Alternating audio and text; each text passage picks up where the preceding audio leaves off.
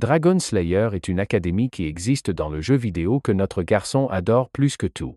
Le jeu a ce cadre typique où vous vous efforcez de devenir un tueur éminent et de servir l'humanité en éradiquant la menace de ce royaume infesté de monstres. En battant des monstres et en accomplissant diverses quêtes, vous pouvez améliorer votre personnage en jeu pour en faire une force capable de rivaliser avec les dieux eux-mêmes. Et c'est exactement ce que notre garçon aime dans son jeu. Il s'est démené comme un fou pour faire progresser ses héros à des niveaux sans précédent. Après avoir littéralement élevé 1000 étudiants PNJ au rang S, le système lui propose une quête spéciale, une quête exclusive à laquelle lui seul a pu accéder jusqu'à présent. Avec une quête étiquetée EX, il va sans dire que le butin qu'il va récolter sera également de rang EX. Ça semble lucratif parce qu'il peut améliorer ses héros au niveau EX, surtout que le rang S était le plus élevé possible jusqu'à maintenant. Dès qu'il commence la quête, il se retrouve transporté dans le jeu Dragon Slayer Academy. Contrairement à beaucoup d'histoires de transmigration, ce type n'est même pas choqué ou confus de savoir comment il a atterri dans ce monde numérique. C'est comme si se faire aspirer dans les jeux qu'on aime était quelque chose qui arrivait tous les mardis. Quoi qu'il en soit, il vérifie ses stats, et comme prévu, elles sont actuellement à 0. Pas de compétences, pas de traits, pas d'équipement, littéralement rien. Puis il reçoit un autre message du système. Il a reçu quelques traits spéciaux et exclusifs pour sa première transmigration dans le jeu. Il n'y a pas beaucoup de détails sur ce que ces traits font exactement, mais espérons le découvrir bientôt. Il espère que ces traits l'aideront à farmer, à monter de niveau et à devenir l'incarnation de la force comme avant. C'est là que le jeu commence officiellement. Une autre fenêtre système lui demande de se préparer pour le tutoriel. Il devra survivre pendant 10 minutes, et en récompense, il recevra le kit de nouvel étudiant de la Dragon Slayer Academy. Cela lui fait sourire, car survivre contre des monstres de bas niveau ne représente aucune menace. Tout ce qu'il a à faire, c'est éviter d'attirer l'attention de ces monstres et laisser passer les 10 minutes. C'est une stratégie qu'il a utilisée dans le passé, mais il est loin de se douter, le gars va avoir une sacrée surprise. Les grognements et les bruits de pas lourds ne peuvent pas provenir de monstres de bas niveau. Dans le ciel, il y a littéralement 2 dragons qui se battent. Bien sûr, il accélère à travers la forêt avant de perdre son misérable derrière dans les dommages collatéraux. Il n'arrive pas à croire ce qu'il vient de voir. 2 boss de rang S juste pour une simple quête de tutoriel, c'est ridicule. Peut-être que cette occurrence sans précédent est due au niveau de difficulté EX. Pendant ce temps, le dragon de feu utilise l'une de ses capacités magiques et s'apprête à libérer un torrent de feu massif. L'intensité de l'attaque est si élevée que si notre garçon ne quitte pas cet endroit, il sera incinéré sur place. C'est alors qu'il se souvient de ces traits spéciaux qu'il a reçus et décide d'en utiliser un, celui qui a été surnommé Copie. Comme son nom l'indique, Copie vous permet essentiellement de copier temporairement les traits et les compétences des autres. Mais pour copier une compétence avec succès, vous devez examiner de plus près cette compétence particulière. La deuxième condition pour copier une compétence est que vous devez d'abord identifier le nom et le rang de la cible. Mais étant l'ancien champion de ce jeu, remplir la deuxième condition n'est pas si difficile pour lui. Et sans plus attendre, il copie le trait de la cible, connu sous le nom de résistance élémentaire. Grâce à cette compétence de résistance élémentaire, il évite de se faire brûler. Ce serait génial s'il pouvait aussi choper une compétence, mais il ne peut en utiliser aucune pour le moment à cause du manque de mana circulant dans son corps. Soudain, il remarque le vent qui souffle en arrière, tout ça grâce à ce dragon de feu qui est sur le point d'exhaler un torrent de feu massif. L'autre dragon, avec des traits électriques, se prépare également à une attaque de souffle massive. Sentant le danger, notre garçon commence à courir dans la direction opposée avant qu'il ne disparaisse pour de bon. Les attaques de souffle sont les mouvements signatures des dragons. Même avec sa résistance élémentaire, le risque de se faire griller vivant plane toujours s'il se fait prendre dans le bazar. Alors qu'il s'enfuit, les 2 dragons déchaînent leurs forces, provoquant une explosion massive. À ce moment-là, le compte à rebours de 10 minutes est terminé, ce qui entraîne l'achèvement de la quête avant qu'il ne se fasse griller vivant. En récompense, il a reçu l'uniforme de la Dragon Slayer Academy, une carte d'étudiant ainsi qu'un billet de train. Pour le tutoriel 2, il doit monter à bord du train pour se retrouver à la Dragon Slayer Academy. La scène coupe brusquement sur le train sur le point de partir pour la Dragon Slayer Academy. Avec l'afflux massif d'étudiants, le train est bondé et il n'y a plus un siège de libre. Un des étudiants avec un katana demande à un passager de lui faire de la place dans le wagon.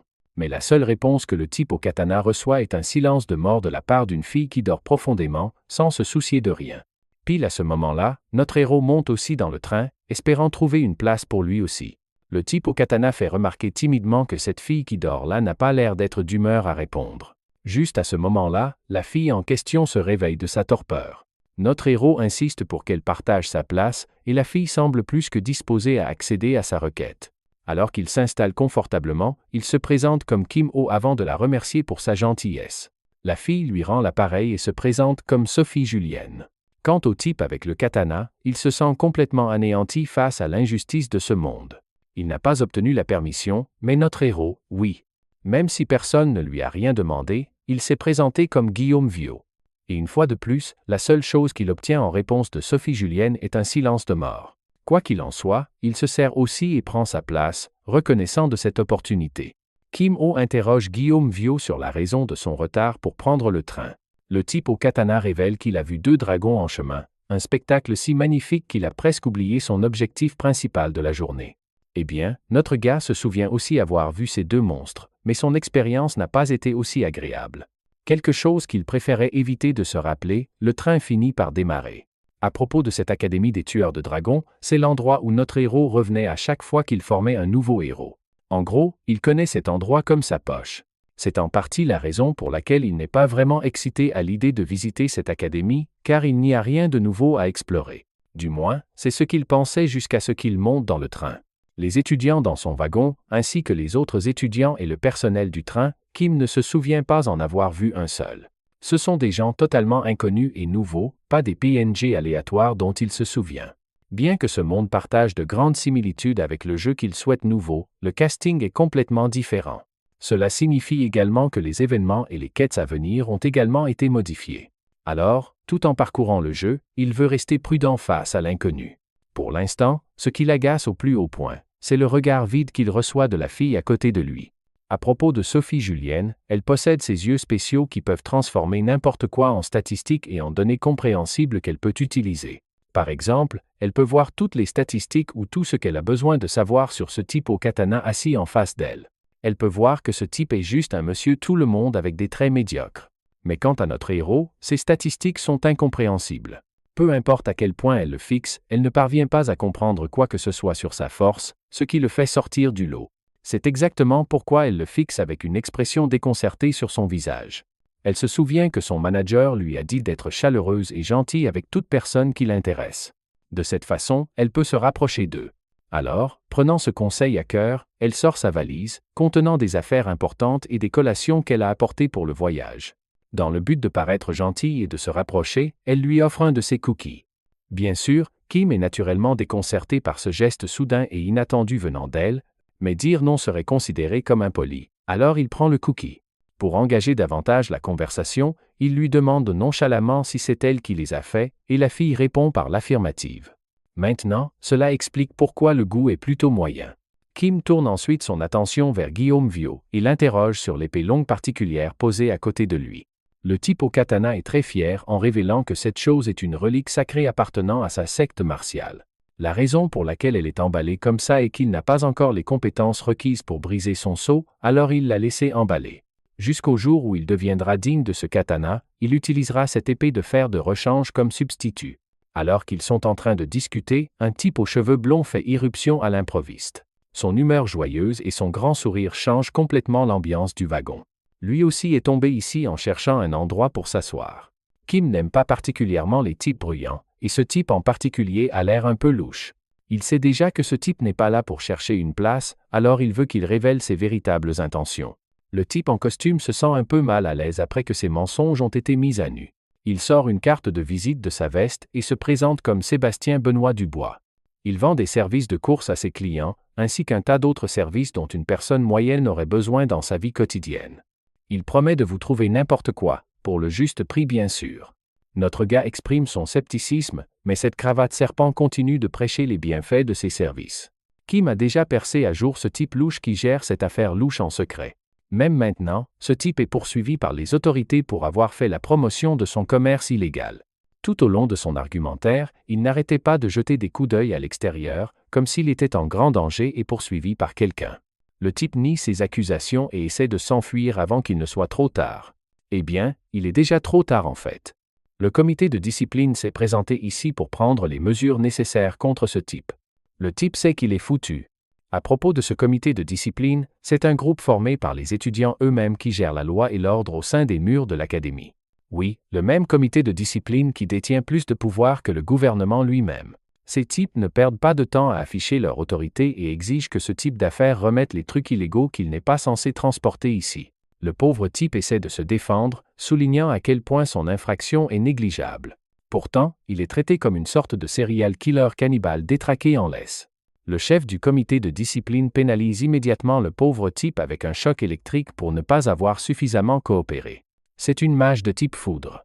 Quelque chose que Kim trouve très spécial et unique chez elle.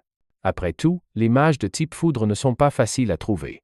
Par chance, il a l'un des emplacements de compétences de copie vide, ce qui signifie qu'il a l'occasion parfaite de saisir sa compétence pendant qu'il en a le temps. Alors, Kim décide d'utiliser ce cookie sans saveur à meilleur escient. Il le jette promptement par terre, prêt à l'utiliser comme levier contre le comité de discipline. Pendant ce temps, le chef du comité de discipline prévoit déjà de passer à l'étape suivante, maintenant que ce type louche a une fois de plus refusé de coopérer.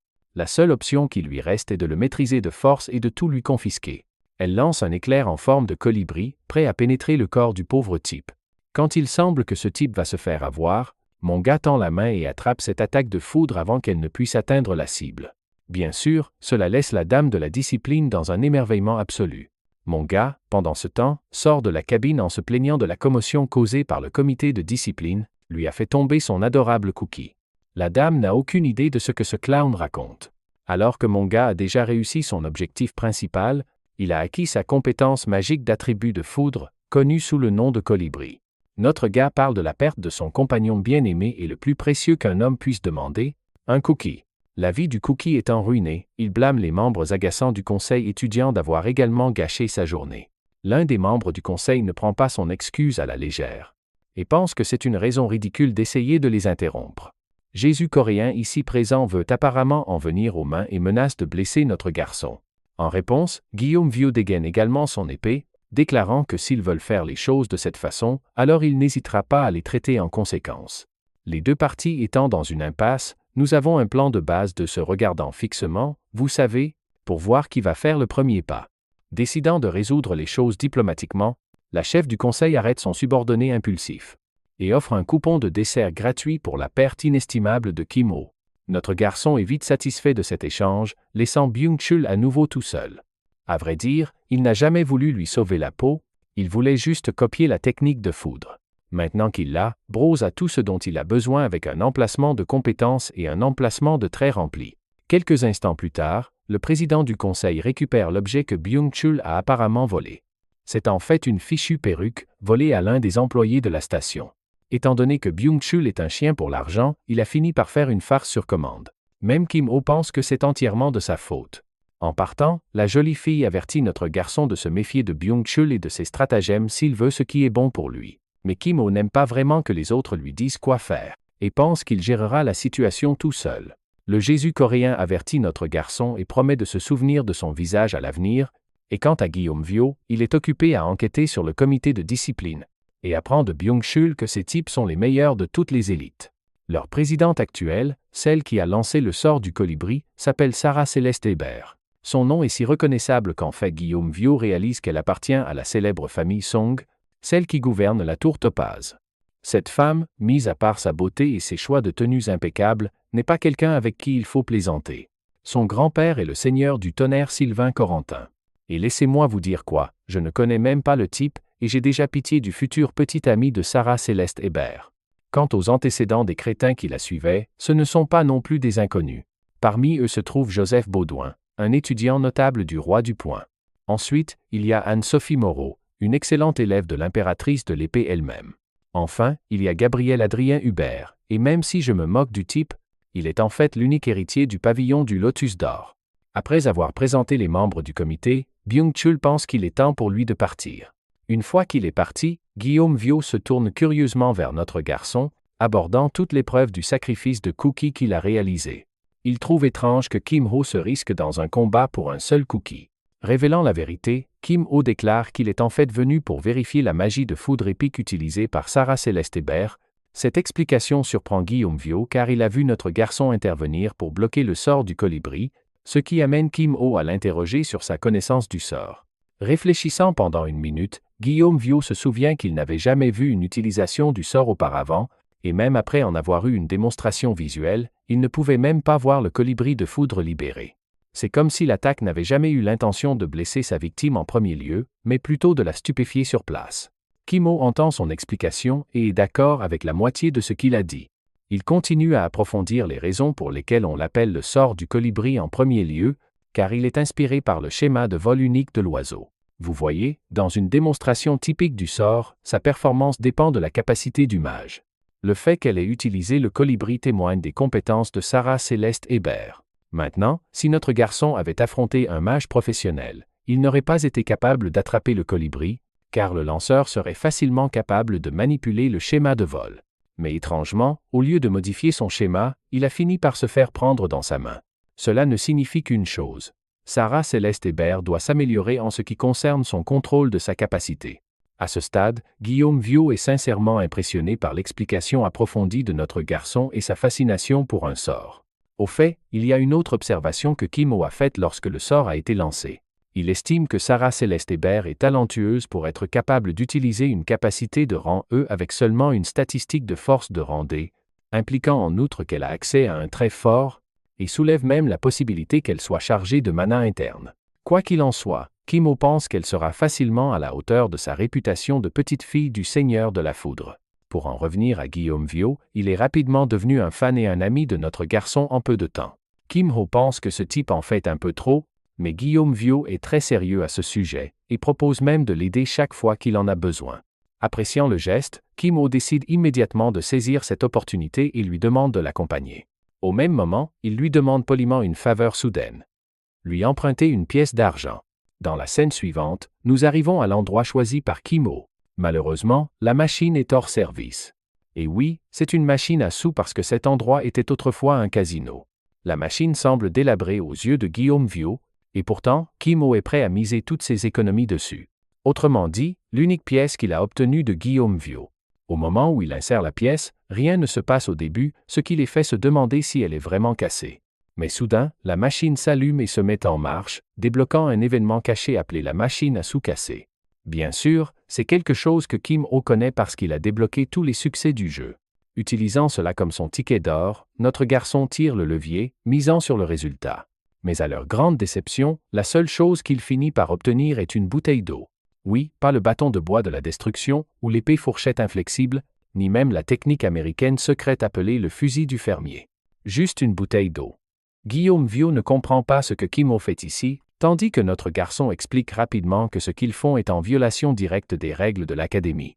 Parce qu'obtenir un objet de la machine est considéré comme répréhensible. Cela fait réaliser à Guillaume Viau qu'il est essentiellement là en tant que spectateur, tandis que notre garçon utilise le levier à répétition afin de récolter les récompenses de la machine. Il soupçonne également qu'ils s'en sortiront bien parce que le comité ne passe généralement pas. Eh bien, ajoutons ça à un documentaire sur les dernières paroles célèbres avant la mort. Parce qu'une seconde après, Anne-Sophie Moreau, membre disciplinée du comité, arrive rapidement pour vérifier ce qu'ils font. Anne-Sophie Moreau leur rappelle les conséquences de l'utilisation de la machine qui entraîneront des blâmes. Clairement, la situation s'est complètement inversée, ce qui pousse notre garçon à demander à Guillaume Viau de l'occuper un peu. La jolie fille rappelle également au complice de Kim Ho qu'il sera puni lui aussi pour avoir aidé un étudiant à enfreindre les règles. Mais à sa déception, Guillaume Viau ne se soucie absolument pas d'en subir les conséquences. En fait, il dégaine sa lame, intrigué de tester ses capacités contre l'élève de l'impératrice de l'épée. Anne-Sophie Moreau décide également de se préparer au combat et apprend son nom. Sans perdre de temps avec d'autres présentations, Anne-Sophie Moreau se lance dans la bataille avec une puissante estocade initiale. Son attaque puissante est bloquée par Guillaume Viau, qui initie ensuite une contre-attaque. Cependant, Anne-Sophie Moreau l'évite sans problème. Après avoir maintenu une certaine distance, Anne-Sophie Moreau canalise de l'énergie dans son arme et se lance en avant avec une vitesse incroyable. S'élevant dans les airs, elle utilise tout le poids de son corps pour une frappe descendante. La force de son attaque est si puissante que Guillaume Viau utilise ses deux mains pour la bloquer. Kim Ho observe également le déroulement du combat, réalisant que Guillaume Viau manque cruellement d'énergie interne, ce qui nuit à sa performance dans le combat. En même temps, notre garçon ne veut pas que les choses se terminent trop vite parce qu'il est là pour le spectacle complet. Faisant un geste de la main vers l'épéiste, Kim Ho fournit un sort d'amplification, augmentant le noyau magique de l'épéiste du grade E au grade C. Cependant, ce buff a une durée limitée d'1 minute et une période de recharge d'1 heure également.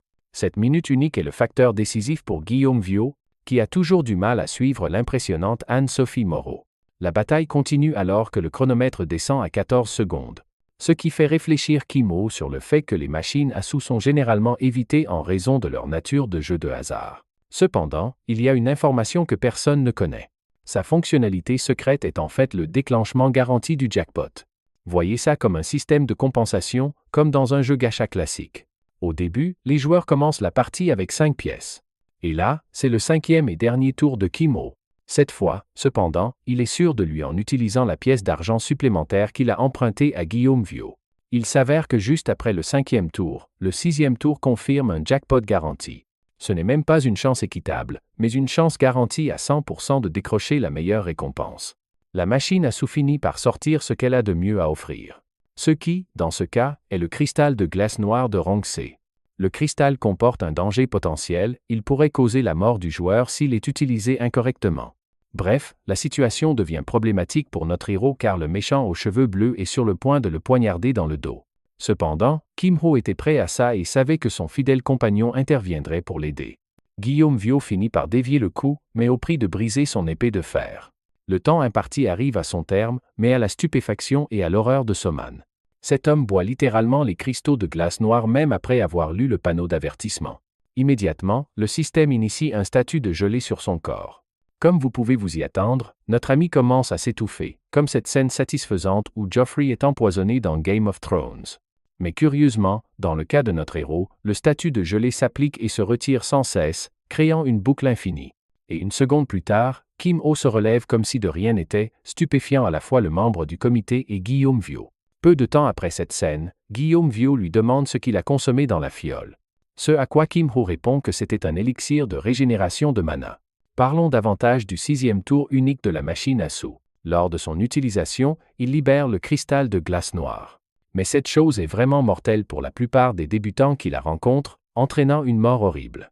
C'est tellement mortel qu'un morceau plus petit qu'un ongle suffit à geler tout votre corps en une statue. En gros, voyez ça comme la capacité de pétrification de Méduse, mais cette fois, vous consommez votre propre mort. Aussi mortel que cela puisse être, Kim-ho souligne qu'il est l'exception à la règle. Pourquoi ? C'est à cause de sa résistance élémentaire de rang S. Vous savez, le trait qu'il a obtenu du dragon de rang S dans sa quête de tutoriel. À cause de cela, son corps est maintenant entré dans une boucle infinie d'application et de suppression du statut de gelée, l'annulant complètement. Mais pas seulement ça, il obtient également un accès facile à l'immense énergie après avoir consommé les cristaux. Quant à la façon dont il a géré le membre du comité, notre ami a utilisé ses compétences de manipulateur masculin Pro Max pour la tromper avec une fausse explication. Quoi qu'il en soit, Guillaume Viau est plutôt satisfait d'avoir pu aider notre héros. Parce que cela l'a également amené à tester ses propres compétences contre l'élève de l'impératrice de l'épée. Kim-ho le remercie tout de même, car il n'aurait pas pu réussir le 6e tour sans son aide. L'épéiste est profondément intrigué par la compétence d'amplification de Kim-ho qu'il a utilisée pendant le combat. Cependant, notre héros le refuse et déclare qu'il ne peut pas l'utiliser quand il le souhaite. Ce qui est en fait vrai à cause du facteur de temps de recharge. L'explication de Kim-ho est juste car même Guillaume Viau comprend qu'une compétence aussi puissante doit avoir ses propres inconvénients. Quant à la dormeuse Yane, elle comprend à peine leurs paroles. En parlant de ça, Artréo est sur le point d'atteindre leur destination appelée l'île des donjons, la dernière station du train. L'île des donjons est célèbre pour son nombre énorme de donjons. Et c'était autrefois un endroit qui puait les criminels qui n'exerçaient aucune sorte de loi. Tout a changé lorsque le tueur de dragons, le premier et le plus mémorable des héros, a marqué l'île de son empreinte. Tout d'abord, il s'est occupé de tous les criminels, puis il a conquis tous les donjons tout seul. Et a finalement construit une ville en utilisant l'île comme fondation. Cette ville a conduit à la création de l'Académie du tueur de dragons, l'endroit qui favorise la croissance de guerriers incroyables. Arrivant enfin à l'institution, Guillaume Viau est émerveillé par l'attitude de la foule. L'endroit est bondé d'étudiants de tous horizons. Soudain, le trio tombe sur Sarah Céleste Hébert, la chef du comité qui veut revoir notre garçon dans son bureau. La scène suivante se déroule dans la salle du comité, un lieu d'interrogatoire connu pour être si effroyablement bouleversant que quiconque y entre n'en ressort jamais indemne. L'interrogatoire commence par un examen médical pour vérifier son corps après qu'il a consommé les cristaux. Bien sûr, rien ne ressort, car l'état de congélation n'est plus là. Cela amène le comité à douter de la légitimité de l'objet interdit. L'interrogateur, Sehun, qui est également le chef du département des interrogatoires, indique clairement que s'il ose désobéir au conseil, il sera puni comme il se doit. Même si personne n'a été blessé cette fois-ci, ils ne seront pas cléments avec notre garçon s'il se retrouve ici une deuxième fois. Sur ce, la réunion se termine, au grand désespoir du chef du conseil. Le truc, c'est que toute la situation semble louche du début à la fin. Ils ne comprennent pas pourquoi notre garçon utiliserait la machine s'il ne cherchait pas à obtenir l'objet interdit. Et puis, il y a le fait que le gamin l'a consommé sous leurs yeux, et qu'au final, rien n'est apparu dans le rapport du scanner. D'après son observation, Sarah Céleste Hébert croit fermement que leur suspect a acquis une sorte de compétence illégale, et elle recommande de vérifier ses compétences actuelles avec quelque chose appelé la loupe. Sehun est d'accord pour dire qu'il pourrait le faire, mais souligne les problèmes qui se posent si rien n'en ressort. S'ils utilisent la méthode de la loupe, ils doivent être certains de leurs affirmations. Sarah Céleste Hébert réalise rapidement ses erreurs et s'excuse, tandis que l'aîné lui dit de gérer les choses avec patience. Il lui recommande également de se dépêcher d'aller à la cérémonie d'entrée, sinon elle la manquera. Dans la scène suivante, nous retrouvons notre garçon qui rejoint son groupe parmi les autres nouveaux. Il vient de terminer le tutoriel numéro 3 en assistant à la cérémonie à l'heure, ce qui lui rapporte quelques pièces d'argent et un ticket de sélection d'armes. Même si c'est classé rang E, c'est mieux que rien. Grâce à cela, il s'est également assuré un bon retour sur les pièces qu'il a perdues. Bref, la cérémonie d'entrée commence rapidement, mais elle ne donne pas vraiment la meilleure impression qui soit. Vous voyez, le type qui vient représenter l'école semble être un toxico de bas étage qui a l'air d'être payé pour parler. Apparemment, ce type était autrefois le chef de l'escouade principale des tueurs de dragons. En raison de la tradition, le directeur de l'académie est toujours choisi parmi les héros retraités qui ont servi sur les lignes de front. À son apogée, ce même type tenait une épée de luxe et se tenait au sommet parmi les autres héros. Donc, mis à part son apparence, le type est plutôt balèze. Curieusement, il est connu pour avoir été rejeté par une certaine sainte, et certains soupçonnent que cela s'est produit récemment également. Je crois que je comprends enfin pourquoi Bro a l'air comme ça. Il se bat contre l'Almighty Friend Zone. Quoi qu'il en soit, le directeur commence par accueillir les nouveaux élèves de l'académie. Il parle de la fondation de l'académie, qui, comme son nom l'indique, est de créer des héros pour vaincre les dragons et de les aider à devenir de véritables tueurs de dragons. Le premier héros de leur époque a mis l'accent sur le mot « tuer » parce qu'il voulait que chacun des élèves comprenne l'importance de le devenir. Kimo comprend que c'est censé être une annonce de bienvenue, mais bon sang, la session de blabla est si longue et fastidieuse que la moitié des élèves s'endorment. Je vais vous rendre service en sautant le dialogue d'annonce interminable. Nous arrivons à la partie où cet homme arrive enfin, à la fin de son annonce. L'annonce se termine, et la seule personne excitée comme un chiot n'est autre que Guillaume Viau, qui trouve que c'est une expérience significative, tandis que n'importe quelle personne normale comme notre garçon n'a pas pu le supporter. L'épéiste s'est apparemment habitué aux longues séances de blabla à cause des divagations de son ancien maître. Quoi qu'il en soit, la cérémonie atteint sa deuxième étape, car on rappelle aux élèves la liste mise à jour des objets interdits pour l'année. S'ils sont trouvés en possession de tels objets, ils en subiront les conséquences. À part ça, les nouveaux élèves vont être testés au niveau du sol d'un donjon, afin de prévenir tout risque futur. Le Professeur 4 Rosie accorde de l'importance à la sécurité de tous, et leur rappelle de respecter les règles. Sur ce, la cérémonie touche à sa fin. Les élèves sont incrédules, l'éternelle annonce de la mort est enfin terminée. Immédiatement, Byung-chul trouve notre trio et propose d'aller manger avec eux. De plus, il semblerait que le type se soit fait un nouveau tatouage, parce qu'il a probablement énervé la bête mignonne à l'arrière-plan. Bref, Byung-chul leur dit de bien manger car à partir de demain, leurs vies changeront avec le premier cours. Le soir même, Guillaume Viau et Kim Ho découvrent agréablement qu'ils seront désormais voisins de chambre. Notre garçon entre rapidement pour se mettre à l'aise, mais il ne peut pas encore se permettre la douceur du sommeil. Au lieu de cela, il s'assoit sur son lit en position de méditation, concentrant tous ses efforts pour accumuler du mana et construire un noyau. Il est temps de parler du concept de moteur de puissance. Pour utiliser une compétence qui nécessite du mana, il faut utiliser un noyau. En réalité, notre garçon n'en a jamais fabriqué auparavant. Mais comme il a joué à ce jeu plus de fois qu'il ne peut en compter, il en connaît l'aspect théorique. De plus, il a déjà imprégné un cristal de glace noire avec son mana. C'est donc plutôt bien pour lui aussi. La perspective se tourne vers Guillaume Viau, qui semble également être en position de méditation, analysant son combat contre l'incroyable Soman. Elle est sa véritable adversaire depuis longtemps. Et bien qu'ils aient tous deux retenu une grande partie de leur force pendant le duel, le résultat aurait été beaucoup plus difficile à conclure lors d'un vrai match. En réalité, lorsque Kim Ho est arrivé et a renforcé le noyau de l'épéiste, il a permis à ce type de survivre beaucoup plus longtemps qu'il n'aurait dû. En d'autres termes, Guillaume Viau considère notre garçon comme un maître. C'est l'impression qui reste constante dans toutes ses interactions avec Kim Ho. Non seulement ce type garde son calme, mais il a aussi une tête bien faite pour voir clair dans n'importe quelle situation. C'est pourquoi Guillaume Viau est à la croisée des chemins et se demande s'il peut vraiment lui faire confiance et lui demander de l'aide. Cependant, il arrive rapidement à la conclusion qu'il n'est pas juste d'en faire une relation transactionnelle avec son premier ami. Au lieu de cela, il privilégie de s'aider lui-même avec ses propres capacités. Et cela nous amène au lendemain, dans la salle de classe temporaire. Les élèves sont tous réunis ici à bavarder.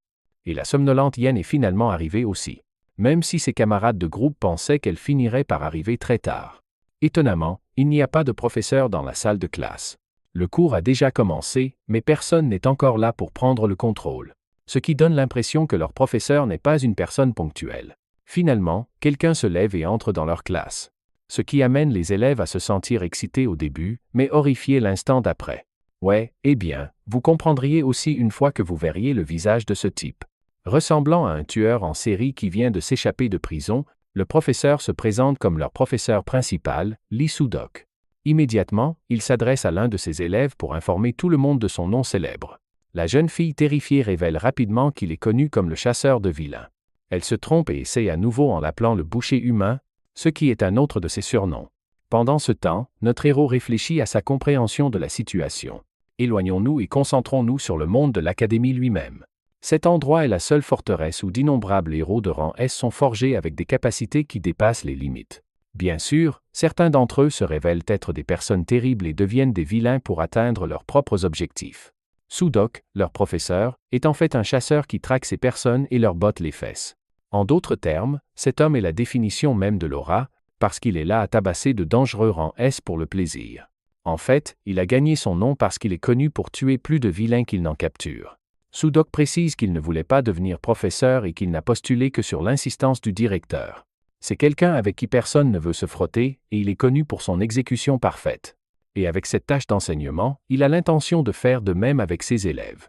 Le type est tellement obsédé par la perfection qu'il menace carrément de tuer les élèves s'ils échouent à ses examens. Ah oui, quelle meilleure motivation que d'avoir littéralement sa vie en jeu. Débutant son premier cours, Soo-dok aborde le système de notation de leur école. Tout d'abord, les critères de l'examen écrit comptent pour 30% de la note totale. Ensuite, il y a une note de comportement de 10% pour le maintien d'un dossier propre, un bonus gratuit pour bien se comporter. Bien sûr, la même note peut facilement tomber à 0% si les élèves ne font pas attention et affectent leur note globale. Soo-dok déclare sarcastiquement qu'il va s'assurer de garder un œil sur chacun d'eux, afin qu'il puisse voir au moins une partie de ses élèves survivre à la remise des diplômes. Ensuite, il parle des examens pratiques, qui comprennent 2 sections, les quêtes de donjons et les matchs joueurs contre joueurs. Comme son nom l'indique, les élèves devront conquérir des donjons et ensuite s'affronter pour obtenir un score. Les critères de classement pour cela seront évalués par rapport aux autres élèves. En bref, avec 3 sections représentant 90% de la note et la section attitude contenant les 10% restants, l'évaluation globale atteint une note totale de 100. Les critères de notation étant résolus, le professeur ne perd pas de temps à emmener ses étudiants de première année dans l'arène. Ici, il y a déjà plusieurs matchs en cours. Vous vous souvenez de ce qui excitait tant Byung-chul hier? Ce sont les matchs de joueurs dont il parlait. Les règles du match sont connues pour changer de temps en temps en fonction du contexte. Pour cet événement spécifique, la règle est classée comme un match à mort, mais pas au sens littéral. Cela signifie simplement que le duel se poursuivra jusqu'à ce que la barre de santé d'une personne atteigne 0, ou si elle est incapable de continuer le combat. Ils peuvent également se rendre, et il y a une limite de temps total de 5 minutes pour chaque bataille. Si aucun des combattants ne peut résoudre le duel dans une durée déterminée, le match se termine par un match nul ou atteint sa conclusion via un juge. Byung-chul déclare également que les participants affronteront 3 adversaires aléatoires de la même année, leur rapportant un total de 300 points pour chaque victoire remportée. Mais qu'en est-il du coup de la défaite ou du match nul? À cela, Kim Ho déclare rapidement qu'il n'y a pas de notation négative, mais personne n'obtiendra non plus de récompense de participation pour cela. Soudain, une notification système apparaît, l'alertant d'une mission de sous-quête via l'examen de placement. Notre héros est tenu de participer et d'obtenir au moins des résultats moyens à l'examen, ce qui signifie battre l'un de ses adversaires. S'il réussit la quête, sa récompense est un emplacement de copie supplémentaire. Pour être honnête, c'est une quête plutôt pratique selon les normes de Kimo, car une victoire et un score moyen dans la conquête de donjons ne sont pas difficiles à obtenir. Cependant, quelque chose d'encore plus important à son attention est en fait l'opportunité d'en apprendre davantage sur les compétences des autres élèves. Parce qu'ici, il pourra repérer des talents exceptionnels qu'il pourra utiliser plus tard dans sa quête pour créer des héros de niveau X. Si ce n'est pas le cas, il peut toujours copier leurs traits ou leurs compétences à son propre avantage. Quelques instants après ces pensées, l'annonceur appelle le nom de notre héros ainsi que celui de son adversaire pour qu'ils entrent sur le champ de bataille. Immédiatement, Kimo voit la beauté aux cheveux écarlates représentant la tour Rubis, qui est spécialisée dans la magie du feu. Ils sont connus pour leur puissance de feu dévastatrice, et c'est aussi pour ça que Kimo adorait les jouer quand il jouait encore. Mais pour l'instant, cette fille va devenir son cobaye pour les 5 prochaines minutes. Au fait, elle est un peu déçue de se battre contre un type dont le nom ne représente rien. Pour elle, c'est juste un parfait inconnu. Non seulement ça, mais il se balade avec un bâton de terre minable, qui ressemble honnêtement à une canne améliorée pour vieillard. C'est presque une insulte pour elle qu'il ait apporté un bâton de rang eux aussi pathétique. De ces observations, elle conclut que son adversaire ne vient certainement pas de la tour d'émeraude, ce qui implique aussi qu'il n'est pas un mage spécialiste de la terre. Ça lui fait se demander si son but est d'utiliser de la magie de soutien avec le bâton. Elle théorise sur son utilisation du bâton alors que leur combat démarre rapidement.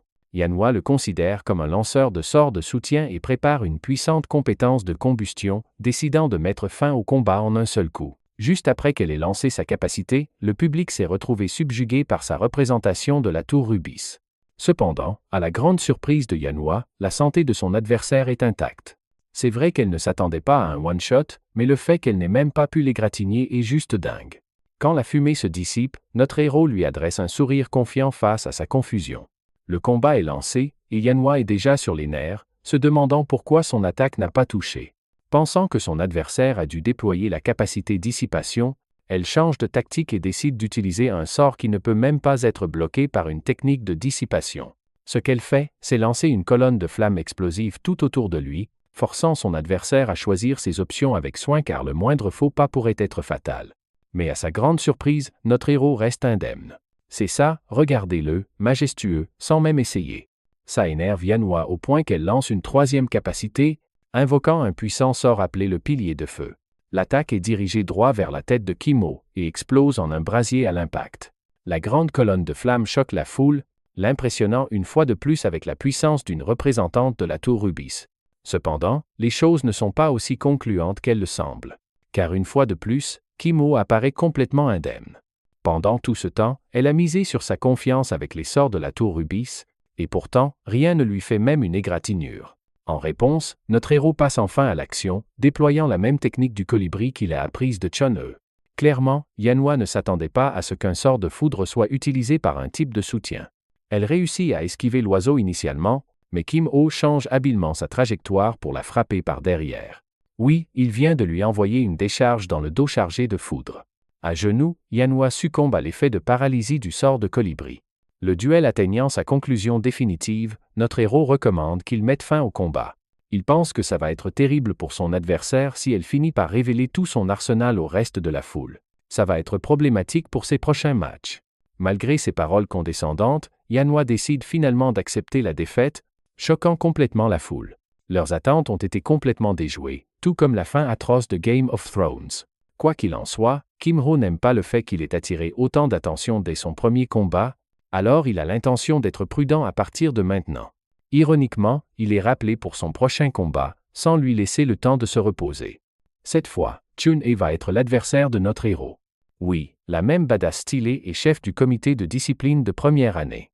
Elle exhibe son aura, mais plus important encore, elle a un problème à régler avec Kim-Ho.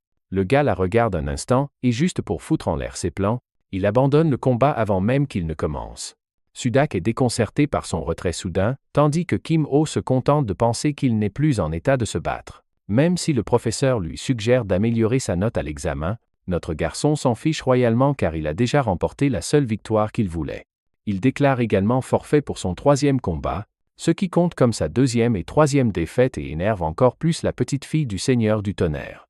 Elle lui hurle dessus, le traitant de pathétique et de faible, contrairement à son grand-père qui conseillait toujours de se battre avec détermination. En parlant de son grand-père, Kim-ho se souvient qu'il était autrefois le monarque du tonnerre. Il peut sentir son ombre et l'attitude de Chun-hye. Dans un autre contexte, le conseil qu'elle a donné ici est en fait utile, mais dans son cas précis, cela ne veut pas dire grand-chose, et il s'en moque. Le type s'en va tout simplement en gardant la même posture et en lui offrant la victoire. Chun-hye accepte à contre-cœur le résultat, même si elle trouve cela extrêmement décevant de sa part. Avant de partir, M. Rajbader 9000 dit à Chun-hye de lui envoyer également son bon pour un dessert qu'elle avait promis. Cette petite remarque sarcastique l'agace tellement que c'est un miracle qu'elle n'explose pas. On ne peut pas en dire autant de son prochain adversaire. Yang Ji-hong apparaît dans l'arène, s'attendant à un bon combat contre quelqu'un de la tour Topaz, mais il n'avait aucune idée qu'il avait surpris Lady Lightning ici à un mauvais moment. Le résultat? Eh bien, elle pulvérise son corps avec frappe de foudre de Zeus, et dès la première seconde du combat, c'est déjà terminé. Les brûlures sur le corps de son adversaire sont assez graves, ce qui ajoute à son aura terrifiante aux yeux de Byung-chul, qui pense que Kim-ho a pris l'excellente décision de rester hors de sa vue en abandonnant le combat. Est-ce que je viens de lâcher une punchline? Ironiquement, elle le regarde de travers avec une intensité explosive, avec tellement d'intensité que même Byung-chul n'a pas pu s'empêcher de le remarquer. Mais notre garçon s'en fiche, ou peu, être-il trop ignorant pour son propre bien. Il est impressionné par ses débuts fracassants en tant que petite fille du Seigneur du Tonnerre. Pendant ce temps, le reste du public en a marre de la façon dont Kim-ho a abandonné ses deuxième et troisième combats. Il commence à penser que la chance stupide est la seule raison pour laquelle il a survécu contre Yanhua, et c'est exactement le genre de perception que notre garçon veut que son image soit. Donc, même si le dénigrement est généralement une mauvaise chose, dans son cas, c'est une chose positive. Quoi qu'il en soit, Chun-hye est inscrite pour son troisième et dernier combat. Mais cette fois, elle affronte la belle Sae Oh-yeon, également connue sous le nom de fille du John Wick coréen. À la surprise générale, Yang s'est retrouvée comme duelliste au pistolet. Ce combat s'annonce comme quelque chose qui vaut la peine d'être regardé, car les tireurs ont généralement un avantage unique lorsqu'il s'agit d'affronter des mages. Les gens commencent à penser que Chun-hye va peut-être perdre ce duel après tout, mais notre garçon pense que c'est trop incertain pour l'instant, il faudra donc laisser les choses se dérouler. Pour rendre les choses encore plus amusantes, Kim-ho est heureux de parier pour déterminer le vainqueur pour 5 pièces d'argent. Étant le petit rat avide qu'est Byung-chul, il accepte immédiatement le pari. Le combat entre la petite fille résolue du Seigneur du Tonnerre et la duelliste mystérieuse et impassible commence officiellement. Yin prend l'avantage en tirant de nombreux coups de feu via ses balles amplifiées. Comme on pouvait s'y attendre de Chun-hye, la jeune fille bloque rapidement les balles avec peu ou pas de difficulté. Les choses se passent comme prévu aux yeux de Kim-ho, car il comprend parfaitement que la réserve de mana de Chun-hye est exceptionnelle. Ce qu'elle fait ensuite, c'est conjurer de nombreux sorts de colibri. Les oiseaux avancent vers Yen, qui se concentre toujours sur ses tirs.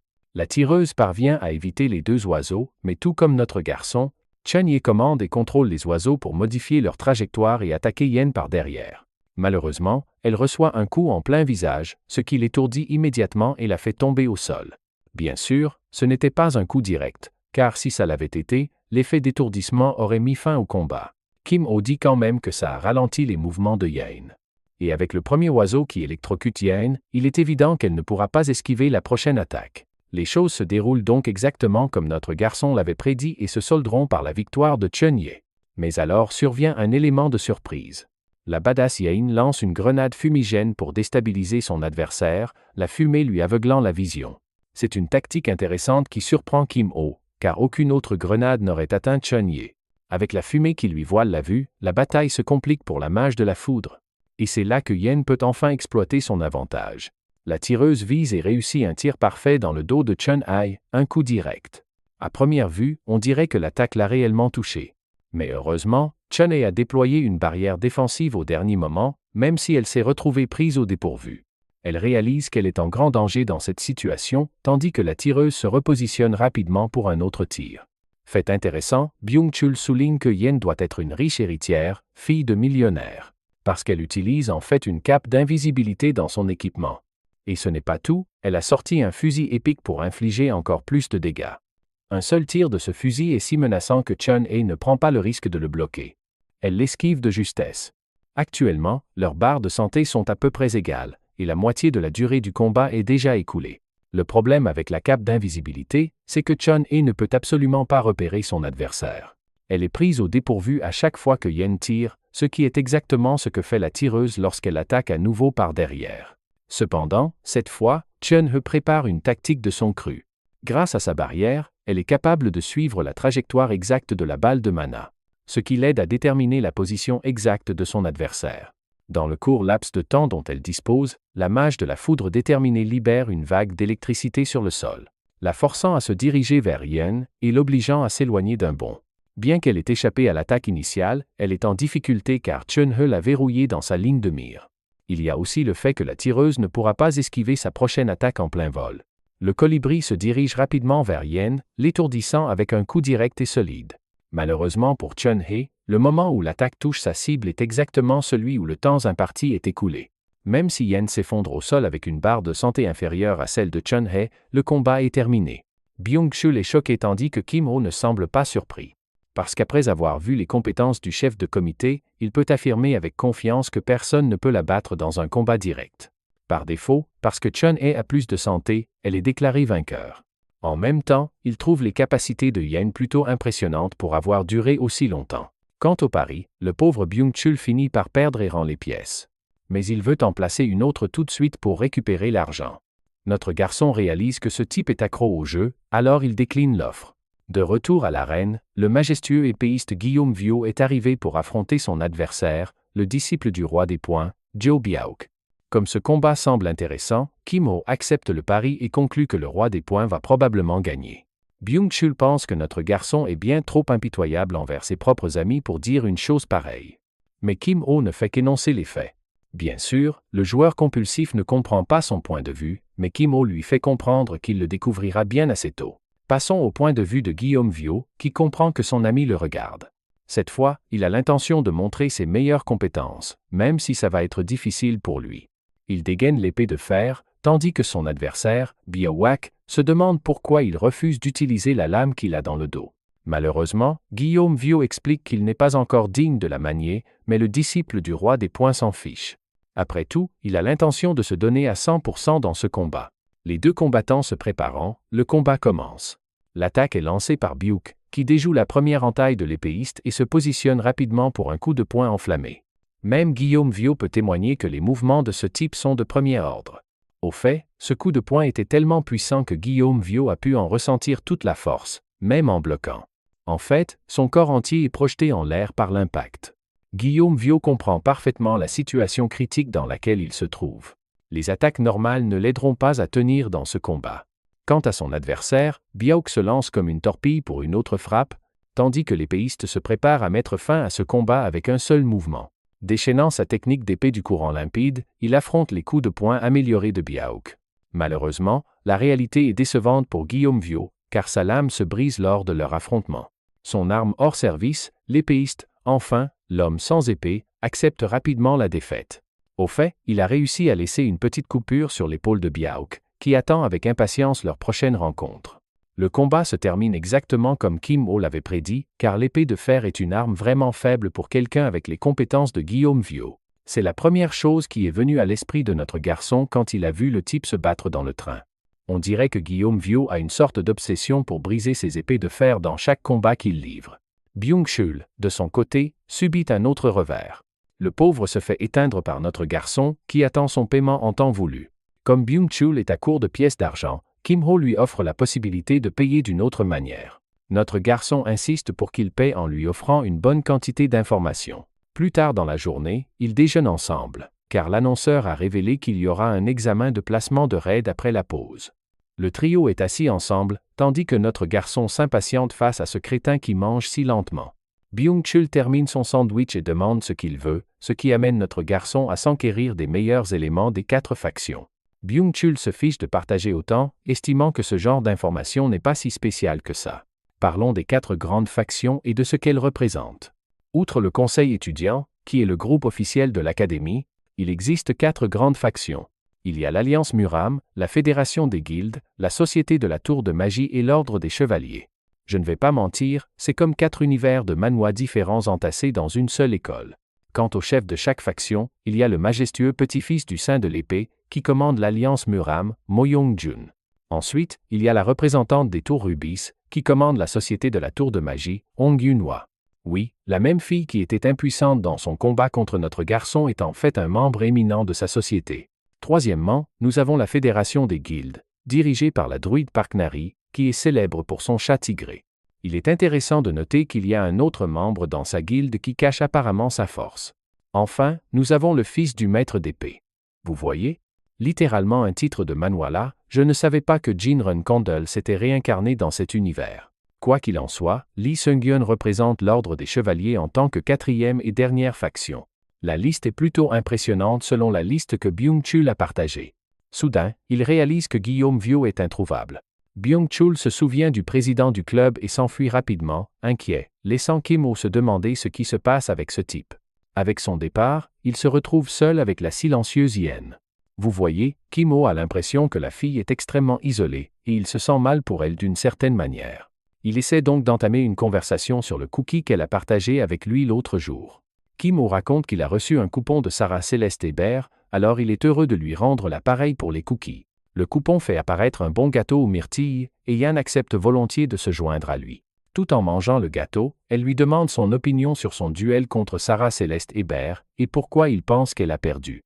Kim-ho répond rapidement que les balles de mana normales ne peuvent tout simplement pas percer les barrières de mana, ce qui signifie qu'il est très difficile pour elle de gagner contre un mage avec une grande réserve de mana. En même temps, Kim-ho pense que si Yen perfectionne son talent pour amplifier ses balles, elle peut inverser la tendance. Bien sûr, la tireuse ne comprend pas l'intérêt de l'entraînement au mana, et à son grand choc, notre garçon apprend qu'elle n'a jamais fait d'entraînement au mana de toute sa vie. Curieux, il l'interroge sur sa façon de conjurer des balles de mana. Ce qui provoque un regard confus sur son visage. Intrigué par sa réponse, Kim lui demande si elle ne s'est jamais entraînée avec la compétence de balle magique. Mais la jeune fille le nie catégoriquement, affirmant qu'elle ne l'a jamais apprise du tout. Cette réponse le déconcerte complètement car, pour un artilleur, la balle magique devrait être la base. Kim ne peut s'empêcher de se demander si Yen a réussi tous ses tirs jusqu'à présent uniquement par instinct, et l'idée qu'elle ait réussi à tenir tête à Sarah Céleste Hébert sans même connaître les bases de l'entraînement au mana lui donne le vertige.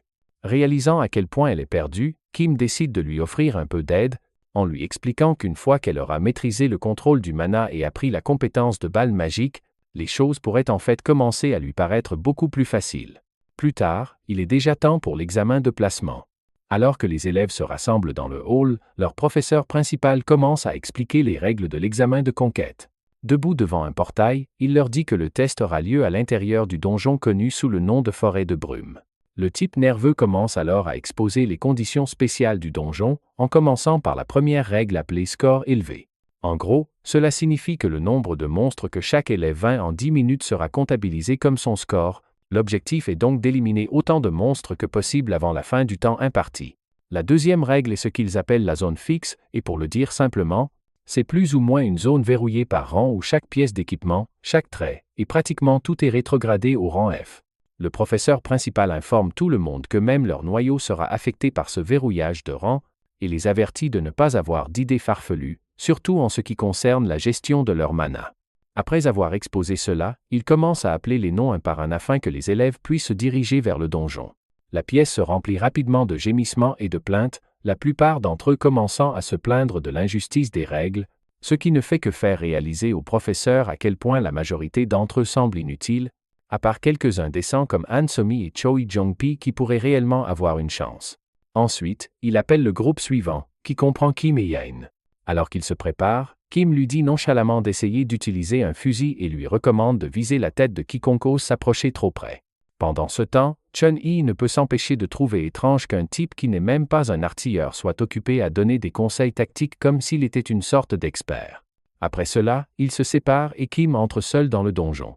Cela fait un moment qu'il n'est pas venu ici, alors il le prend comme une chance de tester à quel point il est devenu plus fort. Alors que le chronomètre démarre, il ne perd pas de temps et abat un gobelin qui pensait clairement que sa petite embuscade était assez intelligente pour fonctionner. Dans la forêt de brume, les monstres apparaissent où ils veulent, ce qui rend les choses difficiles pour les élèves qui ne sont pas habitués au chaos. Mais comme pour tout système, ce donjon n'est pas sans défaut, et Kim sait que le plus grand réside dans ces schémas fixes qui ont tendance à se répéter. Repensant à la position du gobelin, il se dit que cela pourrait faire partie de ce qu'on appelle le schéma de la mer. Dans cet esprit, il prépare sa lame courte et la lance directement sur Q, clouant un ogre en plein dans le globe oculaire et dans le crâne. Pendant une seconde, il se demande s'il a encore besoin d'un bâton, et sourit en ramassant nonchalamment les armes des monstres tombés comme s'il distribuait du butin. À partir de là, il commence à accumuler des points comme un fou et plonge dans le combat sans retenir ses coups. Pendant qu'il est en pleine frénésie, 2 trolls pensent avoir trouvé la cible parfaite et se sont jetés sur lui, mais les choses ne se passent pas du tout comme il le souhaite car Kim ne bronche même pas.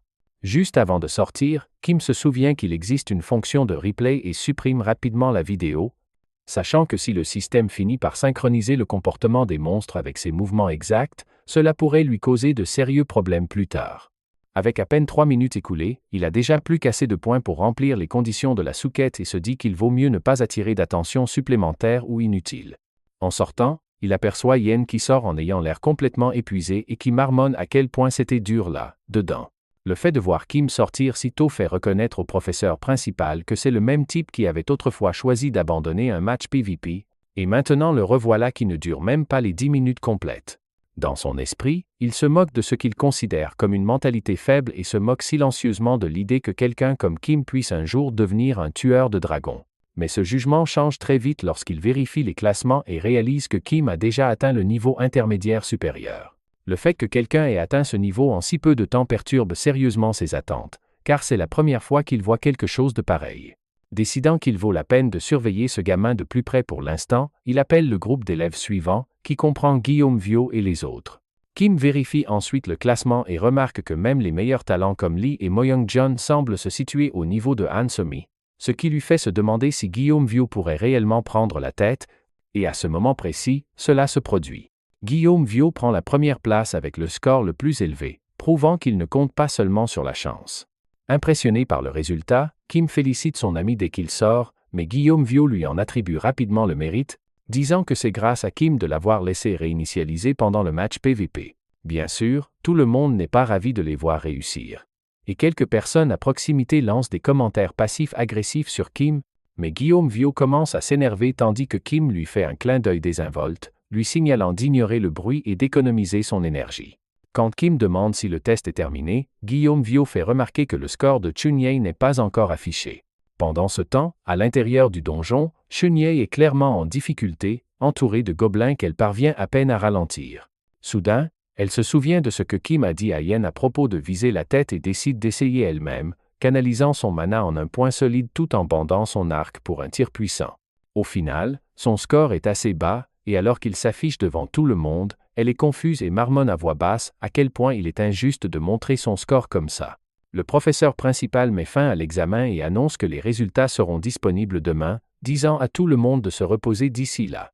Juste après avoir renvoyé la classe, il se dirige directement vers l'informaticien sans perdre une seconde et exige de voir le replay de l'examen de conquête de Kim. Le type essaie de le trouver tout de suite, mais les choses tournent mal quand il réalise que le replay n'a pas été sauvegardé du tout. Cela ne plaît clairement pas au professeur, donc après quelques recherches, ils finissent par découvrir la vérité évidente. Kim a lui-même supprimé les images, ce qui soulève définitivement des soupçons. Il sait que si notre garçon continuait à ce rythme, il dépasserait facilement les 2000 points bientôt.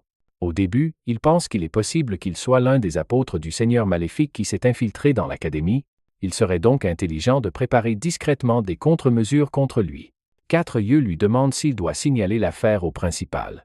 Mais le professeur principal décide d'observer encore un peu car s'il ne présente pas de preuves solides immédiatement, il pense que Kim entrera dans la clandestinité et deviendra encore plus difficile à attraper.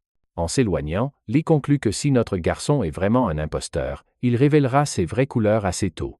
Pendant ce temps, à la cafétéria, notre héros, accompagné de Guillaume Viau et Yen, prend un café. Il semble qu'ils se soient réunis au café pour essayer de comprendre le livret vraiment déroutant qu'ils ont reçu autour d'une bonne tasse de café. Notre garçon dit à Guillaume Viau de sortir sa carte d'étudiant et de vérifier les points.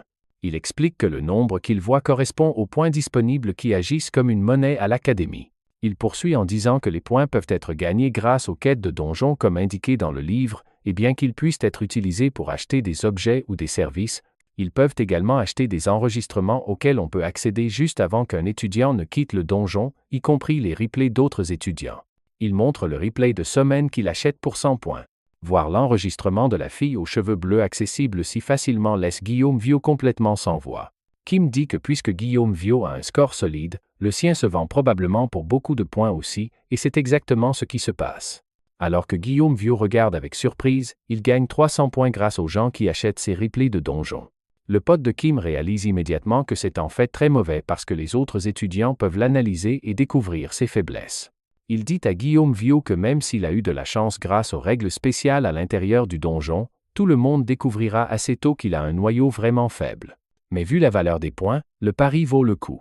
Ensuite, notre héros révèle qu'il existe une salle d'entraînement spéciale où le mana est dense, ce qui lui permet de cultiver et de grandir plus vite. Guillaume Viau bondit de sa chaise, émerveillé qu'un tel endroit existe, mais Kim lui dit de ne pas trop s'emballer car il y a des conditions d'entrée strictes. Guillaume Viau devine rapidement que ça coûte probablement un bras et un rein, et il confirme que ça coûte 500 points entiers pour seulement 6 heures. Il ne faut pas longtemps à son pote pour réaliser que s'il y va tous les jours, il sera plus fauché que les sans-abri dans la rue. Alors son ami demande s'il y a un autre moyen, et notre garçon lui dit avec enthousiasme qu'ils peuvent acheter le pass saisonnier, qui est attribué au meilleur club, ce qui signifie qu'il devrait voler la place à quelqu'un comme Mo Young-jun dans le club d'escrime, ce qui semble assez impossible. Alors Guillaume Viau abandonne rapidement, mais Kim lui fait savoir qu'il peut l'aider et qu'il lui devra une faveur en retour. Avec un sourire narquois, il dit qu'il veut que Guillaume Viau plonge dans le donjon profond une fois qu'il sera assez fort, et explique que c'est un endroit mortel comparé à la forêt de brume où ils viennent d'aller. Sans aucune hésitation, Guillaume Viau confirme qu'il a un esprit de guerrier, il ne fait donc absolument aucun doute qu'il acceptera son offre. En entendant cela, Kim lui dit de farmer autant qu'il le peut, disant qu'il obtiendra d'une manière ou d'une autre le pass saisonnier pour lui dans 2 semaines. Après cela, il se dirige vers l'atelier pour conclure un autre accord sournois. À l'intérieur, il voit un reclus occupé dans l'obscurité qui lui demande d'exposer ses affaires. Notre garçon salue poliment son aîné et dit qu'il aimerait rejoindre le club d'ingénierie magique. Alors le type lui demande pourquoi il est venu directement à l'atelier 4 au lieu du 1, et il dit que les gens de l'atelier 1 litre ont envoyé ici, ce qui énerve vraiment l'aîné. Le type lui dit carrément de dire ce qu'il veut et de partir au lieu de l'ennuyer. Alors qu'il se retourne, Kim note que son aîné a une compétence d'ingénierie magique de rang B et la copie joyeusement sans aucun respect pour le consentement. Après cela, il regarde autour de lui à la recherche de quelque chose, et au moment où ses yeux se posent dessus, un sourire narquois illumine son visage. Il saisit un cube bleu brillant et demande à son aîné si c'est précieux. L'homme dit que c'est un déchet assez inutile parce que c'est tellement complexe que personne ne peut rien reproduire de semblable. Alors notre garçon lui demande s'il peut l'avoir et dit qu'il se sent mal de le prendre gratuitement, alors il propose de l'échanger contre un réactif catalyseur en retour, parce que même si l'objet n'est pas vraiment important, c'est quelque chose dont un ingénieur a toujours besoin. Comme il l'avait prévu, l'aîné l'échange joyeusement et lui dit de garder le silence sur leur petit arrangement, et mon gars sourit en sortant en regardant l'idiot célébré, pensant qu'il vient d'échanger un catalyseur valant 1000 points contre ce qui est fondamentalement un déchet. Soudain, une quête optionnelle apparaît pour Kim, et il accepte rapidement, même si c'est une vraie galère. Mais ce que la plupart des gens ignorent, c'est que la récompense de cette quête pourrie est l'objet de rang S appelé le cube de vie. En tant que quelqu'un qui a élevé un millier de personnages de rang S par le passé, il se rend dans la salle de monotraining parce qu'il connaît un exploit pour fabriquer l'objet sans avoir à subir la quête horriblement ennuyeuse. Utilisant sa compétence d'amplification pour améliorer son ingénierie magique de rang B copié au rang S, il commence à résoudre le Rubik's Cube 10xx en seulement 60 secondes. Normalement, cela prendrait environ 3 jours à résoudre, mais il parvient à faire des progrès considérables en une seule minute. Après cela, il se concentre pleinement et développe son noyau grâce à 1 heure complète de méditation concentrée et continue en répétant 1 minute de travail sur le cube sans arrêt. Parce qu'il doit obtenir le cube de vie avant vendredi pour être à temps pour un événement très spécial. Le lendemain en classe, il est surpris de voir Yen arriver tôt alors que Guillaume Viau est bizarrement en retard, mais il est rapidement distrait par l'attaque surprise de Yen avec ses biscuits dinosaures. Alors que notre ami est absolument fasciné par ces biscuits dinosaures croustillants, Guillaume Viau finit par arriver et lui demande comment ça s'est passé dans la salle d'entraînement spéciale. Avec un grand sourire sincère sur le visage, Guillaume Viau dit que c'était incroyable et qu'il pense qu'il va percer en un rien de temps. En entendant cela, Kim promet de prendre le pass saisonnier dès que possible, tandis que Yen sombre dans une profonde dépression en l'entendant appeler ses adorables biscuits ours des dinosaures. Puis leur professeur principal entre dans la classe et annonce que les combats se dérouleront désormais dans l'arène. Et le temps limite sera augmenté à 10 minutes complètes, alors il ferait mieux d'utiliser chaque instant intelligemment. Il explique également que chaque élève de première année doit effectuer 3 matchs dans la semaine, et leur score sera fortement diminué s'ils refusent de participer. En entendant cela, Kim sourit silencieusement en prévision de l'événement qui l'attend avec impatience et pense qu'il est enfin temps de détruire la compétition. Il vérifie le panneau système et remarque une souquette qui augmente la récompense en fonction du nombre de victoires qu'il obtient après avoir joué 3 matchs PvP. À cause de cela, cette fois, il sait qu'il ne peut pas se permettre de perdre et n'a pas d'autre choix que de gagner.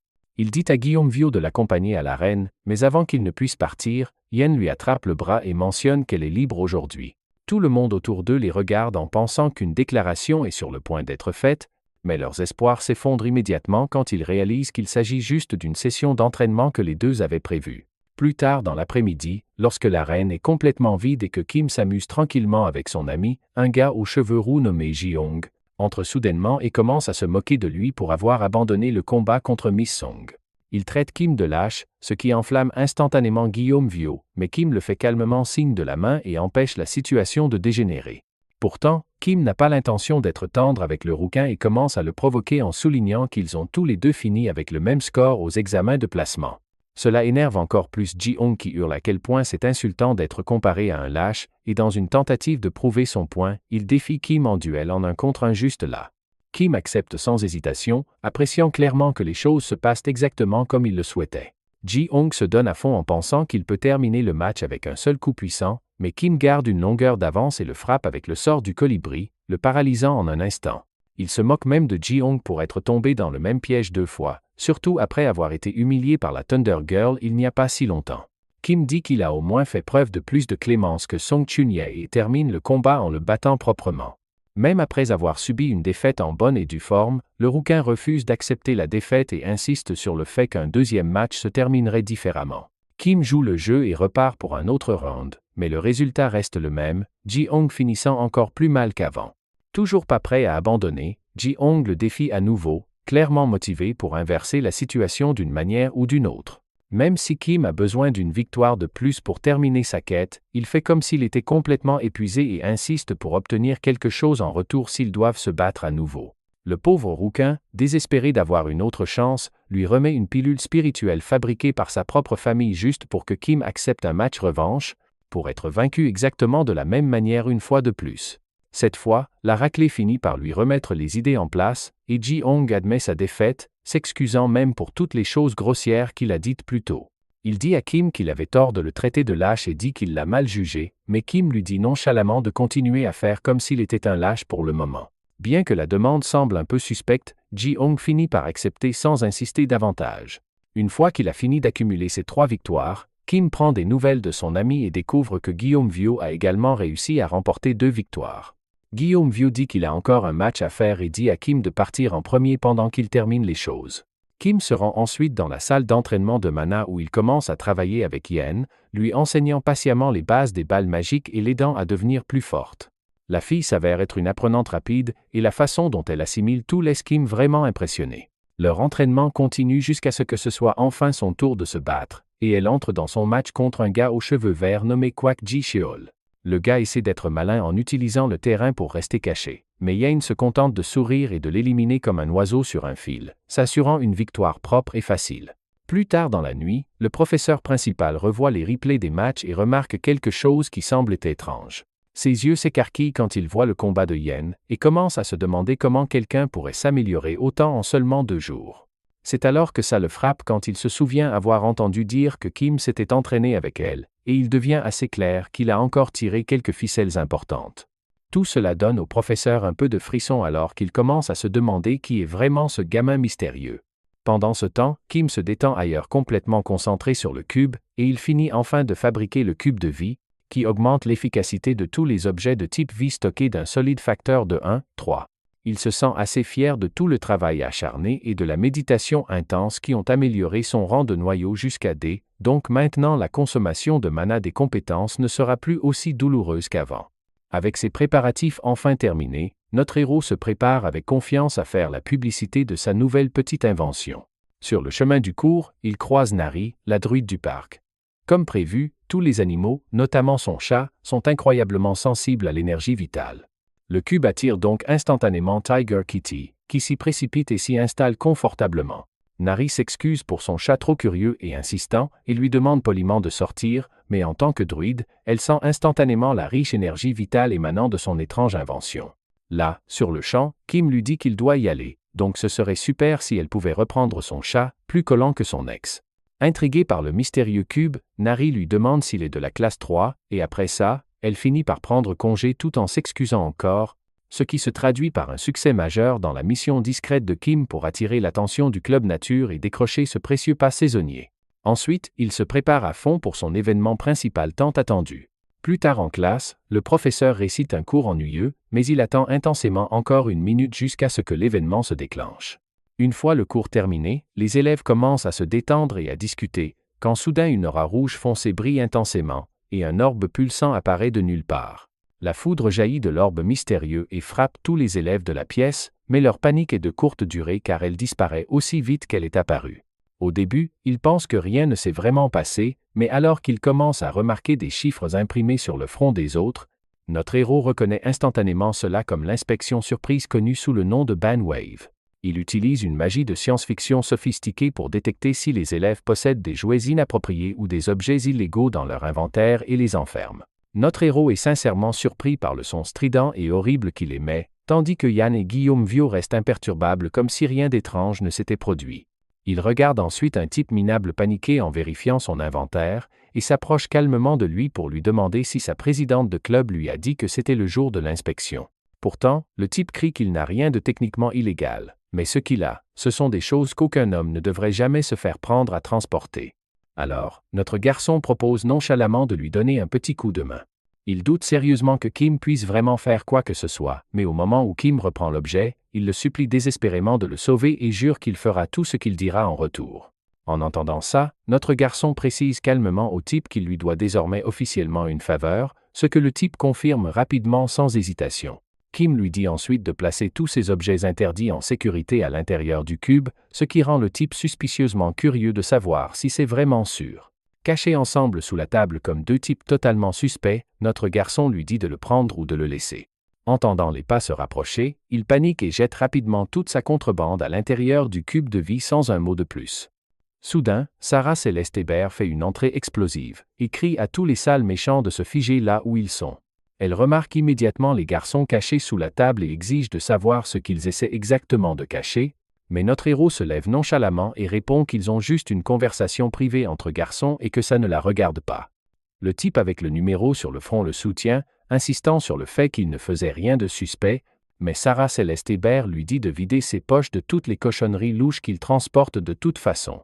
Puis elle se tourne vers Kim et lui dit de sortir tout ce qu'il cache aussi, parce que l'orbe ne ment pas et elle est frappée d'incrédulité quand il ne réagit pas du tout. Stupéfaite, elle regarde Kim s'excuser et s'éloigner, se sentant assez satisfait d'avoir réussi à obtenir le cube de vie juste à temps pour vendredi, parce que démontrer l'utilité du seul objet qui peut contourner la Banwave lui donnera un sérieux pouvoir de négociation. Après le cours, il remonte le couloir avec le même type qui n'arrête pas de le remercier sans arrêt, parce qu'il ne respirait probablement plus s'il s'était fait prendre à transporter les mauvaises choses qu'il avait. Avec un sourire narquois, Kim lui rappelle nonchalamment qu'il ne l'a pas fait exactement gratuitement. Notre garçon lui dit ensuite de se diriger directement vers sa présidente de club pour récupérer les objets, et le type admet nerveusement qu'elle voulait en fait le voir depuis un certain temps. Vous voyez, la guilde des voleurs est responsable du déplacement de tous les objets illégaux dans toute l'académie Dragon Slayer, et juste à la porte, notre garçon regarde le type naïf dire innocemment bonjour à sa patronne, pour qu'elle lui donne un coup de pied en plein visage pour l'avoir fait travailler un jour de congé. Elle se met ensuite à tabasser le pauvre type, disant qu'il a complètement gâché son précieux temps libre. La regardant se déchaîner complètement sur lui, Kim finit par dire bonjour pour lui rappeler qu'il est toujours là, et la dame se calme instantanément et se présente comme Danielle Yuna Archambault, présidente du club des voleurs. Elle se met immédiatement en mode affaire et exige qu'il lui montre l'objet qui, selon lui, peut complètement contourner le système de Banwave. Voyant le cube de vie de près, elle n'arrive pas à croire qu'il existe, comme les rumeurs l'ont dit, et elle admet même que ça la chauffe tellement qu'elle veut le voler pour elle-même tout de suite. Pourtant, notre garçon lui rappelle qu'elle se fera prendre immédiatement puisque tous les objets Magitech ont une fonction anti-vol, laissant la stupéfaite que la chose soit Magitech. En entendant ça, son excitation excessive retombe, et elle se penche en arrière, demandant ce que notre héros recherche vraiment, tout en expliquant qu'ils n'ont pas grand-chose à offrir pour le moment puisque le club est un peu fauché en ce moment. Mais il l'assure qu'il ne demandera rien qu'il ne puisse pas réellement faire, et demande ensuite poliment qu'elle l'escorte personnellement dans leur salle de stockage souterraine temporaire pour une petite discussion d'affaires privées. Cela aigrit instantanément son humeur, et elle plisse les yeux, lui demandant s'il est vraiment sérieux, parce que la salle de stockage temporaire est l'endroit où toute la contrebande confisquée est jetée juste après avoir été attrapée par la bombe Wave. Elle explique que d'habitude, les hauts placés l'examinent sous une semaine, après quoi tout disparaît mystérieusement dans un endroit dont personne ne sait rien. Cependant, notre garçon affirme calmement qu'il sait déjà que la présidente en personne s'y rendra dans un jour ou deux. Alors, elle lui demande d'être honnête et de dire s'il est un laquais qui travaille pour le comité de discipline. Il hausse les épaules et lui fait savoir qu'il n'a rien à voir avec cette bande de coincés. En fait, il est plutôt en mauvais termes avec eux. En entendant ça, elle dit, tout en le remerciant pour l'aide qu'il lui a apportée plus tôt, que sa requête actuelle n'est pas exactement quelque chose de facile qu'elle peut réaliser sans problème. Juste à ce moment-là, il la prend complètement au dépourvu en disant qu'il sait déjà que le stockage temporaire est gardé jour et nuit par des membres du comité de discipline. Et que, même si s'introduire est déjà difficile en soi, ressortir après le travail est presque impossible. C'est précisément pour ça qu'il lui propose un marché en béton, elle n'a qu'à l'aider à s'échapper. Et en échange, il lui remettra le cube de vie. La présidente marque une pause et réfléchit sérieusement à sa proposition. Elle réalise que ce serait incroyablement utile pour le club des voleurs de cacher leurs objets les plus précieux à l'intérieur d'un cube magique que même la vague d'interdiction ne peut détecter. Pendant qu'elle y réfléchit, il croise son regard et lui offre une dernière opportunité d'accepter le marché avant qu'il ne soit définitivement caduc. Surplombant le site où l'opération secrète est sur le point de se dérouler, les voleurs se sont rassemblés. Avant de faire quoi que ce soit de radical, la chef du club, Danielle Yuna Archambault, a fait un décompte préliminaire pour s'assurer que tout le monde était présent. Tout le monde était là, mais ces voleurs étaient perplexes face à l'ajout d'une recrue inconnue. Sans donner beaucoup d'informations à ses membres, Yu Young a simplement déclaré que le gamin était là pour aider. Naturellement, les voleurs expérimentés étaient sceptiques à l'égard du garçon. Le travail est déjà assez risqué comme ça. Ajouter une autre recrue pourrait tout gâcher. Davina, la spécialiste en technologie du club, et le soutien extérieur au site ont confirmé que les préparatifs étaient terminés. En guise de dernier conseil, la chef a averti Kim Ho d'éviter de se faire remarquer à tout prix. Une fois qu'ils sont à l'intérieur, la priorité est de dérober des petits objets rares. Imprégnant leurs jambes de pouvoir obscur, le club des voleurs s'est lancé à l'assaut. La technique s'appelait pas silencieux, une technique de mouvement de rang B très pratique. Depuis que le Life Cube avait été fabriqué, Kim Ho s'est senti libre de retirer l'ingénierie magique de son emplacement de compétence et de la remplacer par une compétence de furtivité cruciale. Il suffit de voir le club exécuter la technique. Pendant ce temps, le seul garde qui surveillait l'entrée était totalement despréparé à ce qui allait se passer. Soudain, il a vu d'étranges papillons voler autour de lui. Quand il a compris que quelque chose de louche se passait, les papillons avaient déjà explosé, se transformant en une substance restrictive grâce à un vol ombragé.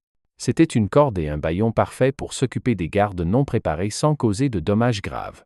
Dans ce vieux bâtiment, le 3e étage abrite secrètement une tonne de trésors confisqués. Il est donc naturel que les autorités aient placé d'innombrables sorts de sécurité autour de l'endroit. Après avoir contourné pas mal de ces pièges, le groupe a été repéré par un garde en patrouille à l'intérieur. La patrouille a essayé de lever son bâton, mais a été rapidement ligotée et neutralisée par les jumeaux voleurs. Ensuite, ils ont rencontré encore plus de gardes, et le groupe s'est occupé rapidement et efficacement du personnel de sécurité sans verser de sang inutilement. Ils ont finalement atteint le dernier coin menant à la salle de stockage temporaire. Avant de forcer la porte du butin, Danielle Yuna Archambault a sorti un artefact pour une dernière vérification.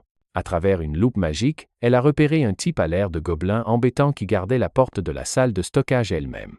C'est une brute de 3e année maniant une hache de rang A appelée Fendoir Infernal. Pour un voleur comme Yu Young, c'est le pire affrontement possible. On dirait que Kim Ho doit intervenir et donner un coup de main plus tôt que prévu ce soir. Il s'est tourné vers la chef et a confirmé si elle avait rêve d'ombre dans sa liste de compétences. Seules quelques personnes connaissent cette technique, mais il n'y a pas le temps d'expliquer comment Kim Ho en a pris connaissance. Après avoir obtenu confirmation, il lui a donné une petite tape et a utilisé amplification pour élever le rêve d'ombre de rang C au rang A. Il perd du temps, donc il n'y a pas le temps de s'attarder sur la surprise. Yu Young a utilisé rêve d'ombre et a fait apparaître plus de papillons qu'elle n'en avait jamais invoqués de sa vie. Les papillons violets ont rapidement essaimé autour de l'abruti à la hache. Comme la brute qu'il est, ce type a commencé à balancer son arme géante pour tenter de fendre ces petits insectes agaçants. Bien sûr, ça n'a absolument pas marché au final. Dès qu'un des papillons a été à portée d'explosion, une réaction en chaîne s'est déclenchée. Le brut à la hache a été éliminé de l'équation d'un seul coup. Il ressemblait à une chrysalide prête à éclore avec des ailes. Les compétences de rang A sont de rang A pour une raison. Yu Young a pris mentalement note de confronter le Bisut à propos de toute cette folie une fois la mission terminée. Avec la dernière ligne de défense neutralisée, les voleurs étaient libres de se gaver de trésors. Pendant qu'ils cherchaient des objets brillants et de valeur, Kim Ho faisait un peu de shopping personnel de son côté. La liste des objets interdits à l'Académie restreint surtout les objets ayant des effets secondaires dangereux. Si c'est quelque chose qui endommage le corps ou l'esprit, ce sera interdit. Ce soir, Kim Ho cible les objets interdits avec des pénalités élémentaires, comme cette pierre de choc qui provoque la paralysie. Avec sa résistance élémentaire de rang S, ces objets sont pratiquement exempts d'inconvénients. Après quelques minutes de fouilles minutieuses, il s'est finalement senti satisfait de son butin. Puisqu'ils ont un peu plus de temps, ils pourraient aussi bien chercher des livres de compétences. Les compétences avec de fortes pénalités élémentaires ont tendance à être puissantes après tout. En parcourant des piles et des piles de livres de compétences, il a finalement trouvé quelque chose qui a attiré son attention. C'était un livre fumant dégageant une chaleur incroyable. Puisque Kim Ho est à la traîne dans le département des compétences de combat, ce grimoire représentant un point enflammé est une aubaine. Pendant que l'équipe emballait le butin, des invités inattendus ont fait irruption. La présidente du conseil étudiant de l'Académie Dragon Slayer, Sarah Céleste Hébert, et le membre de deuxième année du comité de discipline, Gustave Xavier, sont venus compliquer les choses. Daniel Yuna Archambault n'était pas perturbée. Elle était plus agacée qu'autre chose. Ils ont être choisi le mauvais chevalier pour mener à bien cette opération. Ne voulant absolument rien entendre, la présidente du conseil étudiant a exigé une reddition complète et un transfert pacifique à la salle de discipline. Plus cette opération s'éternise, pire ce sera pour les voleurs. Dans ce cas, Yu Young a sorti l'une de leurs solutions de repli et a crié à ses gens de se séparer et de s'échapper. Elle a jeté quelque chose au sol, générant un refuge d'ombre qui dissimule les alliés à l'intérieur pendant quelques minutes. Bien sûr, c'était assez de temps pour se tirer. Gustave Xavier a sorti un cristal de divination et a rapidement retrouvé les voleurs encore coincés à l'intérieur du bâtiment. Après avoir passé le mot à toute l'équipe de sécurité, sortir du vieux bâtiment est passé en mode difficile. Sur son chemin, Kim Ho a été interrompu par un gros rocher dévalant dans sa direction. Heureusement, il avait des réflexes assez bons pour esquiver le projectile de pierre. Gustave Xavier est sorti calmement du coin, félicitant Kim Ho d'avoir esquivé une attaque sournoise si bien exécutée. Song Jae est à jour dans ses devoirs. Il connaît la plupart des membres du club des voleurs, mais ce gamin aux cheveux noirs lui était totalement inconnu. Être un bisu. Kim Ho n'a même pas donné de réponse verbale. Il est assez intelligent pour cacher sa voix devant les autorités, et Gustave Xavier a respecté cela. S'il ne parle pas, cela signifie essentiellement que la reddition est hors de question. Partout sur le sol, des pics de pierre acérés faisaient saillie et essayaient de déstabiliser Kim Ho. Après avoir suffisamment réduit l'écart, il a invoqué un colibri électrique. Gustave Xavier a claqué la langue et a invoqué des canons de pierre tenus par des racines d'arbres. Il a envoyé un barrage de boulets de canon dans l'espoir d'assommer le voleur, mais le colibri a simplement dérivé autour de la mer de boules avec grâce. Ce nerf n'avait jamais vu un contrôle d'oiseau aussi bon de toute sa vie. S'il n'avait pas mis en place un sort défensif à l'avance, il serait cuit maintenant. Alors qu'il se remettait du choc, le voleur bisu l'a dépassé à pas silencieux. Malheureusement pour Kim Ho, il a été forcé de prendre le seul chemin de sortie, et ce chemin se trouve justement être criblé d'un piège mortel fait d'autres canons de pierre. Gustave Xavier a déclenché un autre barrage, semblant vouloir faire de ce bisut un exemple. Personne n'avait jamais encaissé l'un de ces coups planifiés et survécu. Alors qu'il s'apprêtait à vérifier les dégâts, Gustave Xavier commença à transpirer alors que la température dans le couloir montait à des niveaux infernaux. La dernière chose qu'il vit fut un voleur avec un poing brûlant comme s'il venait des profondeurs de l'enfer, ressentant la pression alors qu'il était témoin d'une technique interdite en action. Gustave Xavier versa toute la mana qu'il avait dans son corps pour construire un mur de triple pierre de sang robuste. Cette technique défensive sophistiquée n'est que du papier face au coup de poing incandescent de Kim Ho. Il exécuta le poing infernal avec une maîtrise dévastatrice, détruisant le mur et envoyant Gustave Xavier valser. Cette fois, il a eu de la chance et a réussi, mais contrôler une technique interdite était plus difficile qu'il ne le pensait. Le niveau de puissance en particulier est difficile à gérer. Heureusement, il s'est retenu juste assez pour éviter de causer des blessures graves au pauvre type. L'école n'interviendrait probablement pas, mais la tour de magie émeraude et le comité de discipline ne resteraient pas silencieux. Ces fouineurs vont faire des heures supplémentaires pour découvrir l'identité de Kim Ho, mais ils ne trouveront rien. Soudain, le bruit de pas attiré par le tumulte se rapprocha. c'est le signal pour Kim Ho de s'en aller. Alors qu'il s'éclipse silencieusement du champ de bataille, les jeunes du comité de discipline arrivent. Le lendemain, quelques personnes furent escortées dans la salle de vérité du comité de discipline des étudiants.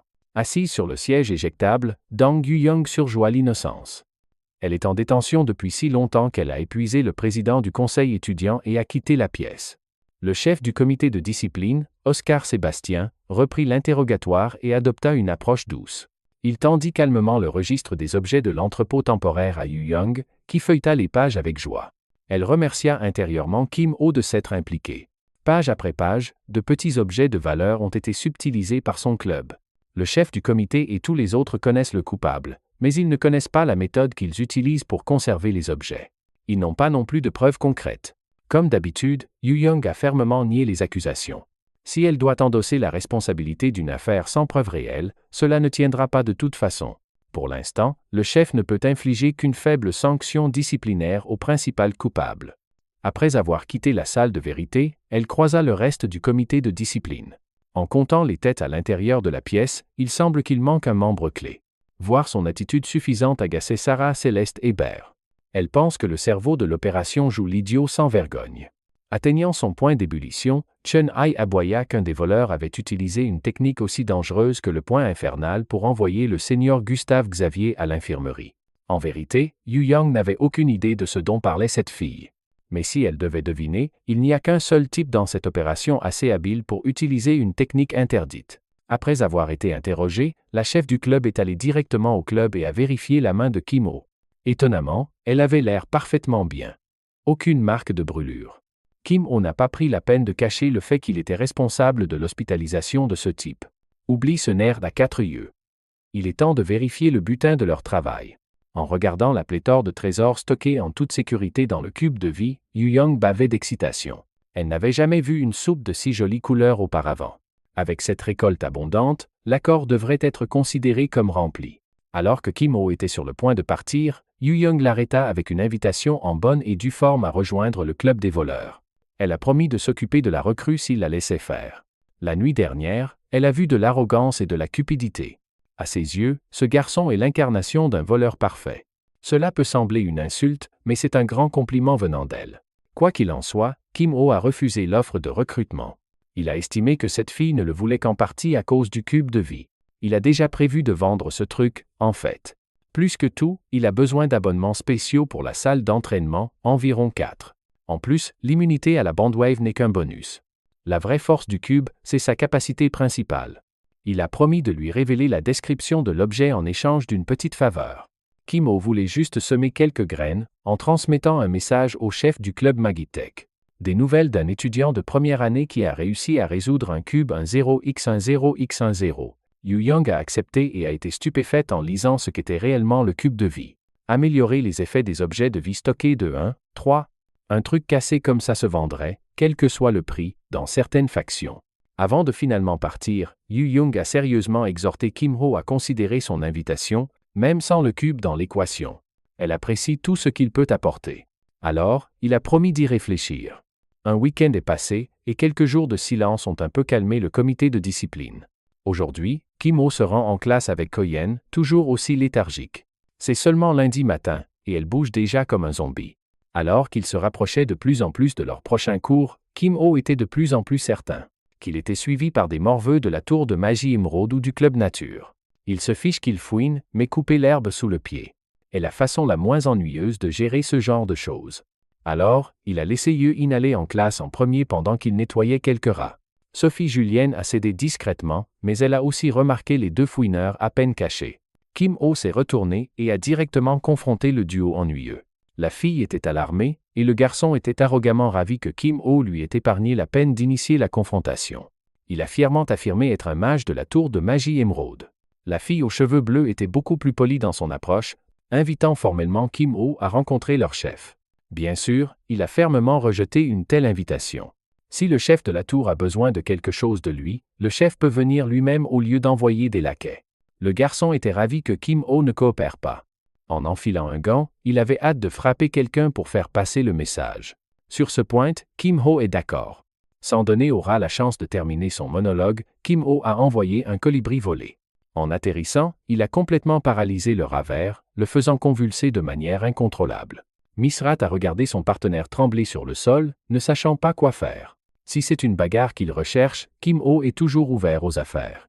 Sachant qu'elle ne fait pas le poids face à quelqu'un d'aussi décidé que ce type, Miss Rat s'est excusée d'avoir causé des problèmes. À en juger par le mouvement du colibri, elle pouvait dire que ce type, Kim-ho, est un combattant talentueux. Elle s'est excusée et il s'est retourné. Au moins, l'un des rats avait suffisamment de cellules cérébrales pour savoir quand abandonner. Miss Rat pense que les rumeurs selon lesquelles Kim-ho serait un lâche ne sont que des mensonges. Mr. Rat, en revanche, pense que Ho a simplement eu de la chance avec un coup. Il était déjà en train de planifier sa vengeance quand une balle magique a coupé court à ses conneries et a frappé l'arrière de son crâne. Miss Rat a rapidement scanné les environs, terrifiée par le sniper invisible qui pouvait se cacher n'importe où. Elle a essayé d'être polie et intelligente, mais Miss Rat a été impliquée et abattue d'une balle dans la tête. Les représentants de la tour de magie émeraude ont été efficacement neutralisés. En classe, l'instructeur explique comment les donjons sont conçus pour épuiser ceux qui y entrent. Manquer de ressources à l'intérieur équivaut à un échec. Étonnamment, Sophie Julienne s'est installée à sa place après Kim-ho. Peut-être parce qu'elle était occupée à dézinguer des pétasses dehors. Finalement, l'instructeur a annoncé que leur prochain test de raid se ferait en contre-la-montre. Les donjons de surface peuvent être défiés plusieurs fois en mode entraînement, mais tu n'as qu'une seule chance pour le vrai test. Pour un contre-la-montre, il faut endormir la cible et détruire le totem en moins de 5 minutes pour réussir. Les étudiants sont encouragés à s'entraîner sur leur parcours le plus efficace avant le début du raid en direct. Comme ce sera un défi en duo, Sébastien Benoît Dubois s'est immédiatement accroché au meilleur score de l'examen précédent, Guillaume Viau. Kim-ho a donné le feu vert au gars pour qu'il s'associe à un autre de leurs amis. On dirait que son partenaire était déjà décidé dès l'annonce de l'instructeur. Sophie Julienne s'est accrochée à sa manche en déclarant qu'ils étaient en binôme maintenant. Juste au moment où tu penses que Mademoiselle et Monsieur Rat ont fini d'être punis, nous tournons notre attention vers la tour de magie émeraude. Un type à crâne lisse avec le pouvoir de contrôler les arbres déverse sa colère et sa frustration sur ses larbins. Son frère, un officier de discipline, a été battu par un voleur après tout. Crâne lisse a réussi à contrôler ses émotions, lâchant Monsieur Rat avant que les choses ne dégénèrent. Assis sur son trône en bois, Crâne lisse se complaisait dans sa mauvaise prémonition. Le président de la tour de magie émeraude, Maurice Jean-Hugues, prévoit de rencontrer le tristement célèbre Kim-ho, sur les conseils de la présidente du club nature, Hélène Suzanne. La réputation de la tour est au plus bas. Peut-être pourrait-il se refaire une petite santé s'il mettait la main sur ce cube bizarre. Young-hwa prévoit de le prendre en paiement pour avoir insulté Émeraude. En entendant le plan du boss, Monsieur Rat a parlé sans y être invité, et s'est porté volontaire pour être déployé une fois de plus pour avoir une chance de se racheter. Il a insisté sur le fait qu'il avait juste été négligé la première fois. Young-hwa est prêt à lui donner une chance de se racheter, mais un échec entraînerait l'expulsion du club. Même avec de tels enjeux, Monsieur Rat a accepté la mission avec confiance. Juste par sécurité, Maurice Jean-Hugues a accepté de prêter à Monsieur Rat un golem pour l'aider à écraser ce freshman énigmatique. Pendant que des plans se trament dans la tour émeraude, notre garçon court dans le marais des gobelins aux côtés de Sophie Julienne. C'est leur premier essai d'entraînement. Juste un essai pour se faire une idée correcte du contre-la-montre.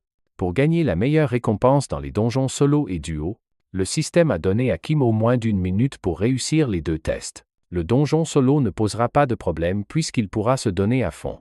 L'évaluation en duo est un peu plus délicate. S'il enseignait à Sophie Julienne le schéma fixe de ce marais infesté de gobelins, le speedrunning serait un jeu d'enfant. Cependant, lui donner un code de triche comme ça ne l'aidera pas à grandir naturellement. Elle gagnerait plus à pratiquer ses propres rotations et itinéraires. Quelques minutes de course et de tir plus tard, le duo est finalement arrivé à la tanière inondée des gobelins, le boss du marais. Avant d'engager le combat, Kim-ho a demandé à sa partenaire si elle voulait opter pour des esquives ou une offensive totale tout de suite. Battre un boss rapporte à l'équipe 120 points bonus. Avec une récompense aussi alléchante en jeu, comment ne pas tenter le tout pour le tout?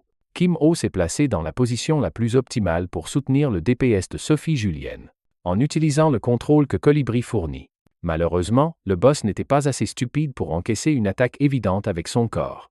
Néanmoins, l'attention du gobelin des crues a été attirée, laissant Sophie Julienne complètement à découvert pour un tir parfait avec son fusil. En appuyant sur la gâchette, elle a touché l'arrière du crâne dégarni du gobelin. Sa balle magique n'a pas assez de dégâts pour transpercer et tuer en un seul coup. Au contraire, cela a juste rendu le boss plus hostile et imprévisible. Brandissant sauvagement son épée, le gobelin décrut à reporter son aggro sur le sniper. À une distance aussi rapprochée, l'avantage du fusil est complètement annulé. Malgré tout, Sophie Julienne n'a pas paniqué, pas même une seconde. Elle a calmement relevé sa visée et a tiré. Une partie de sa confiance vient de sa foi en Kim Ho, qui fait toujours le bon geste au bon moment.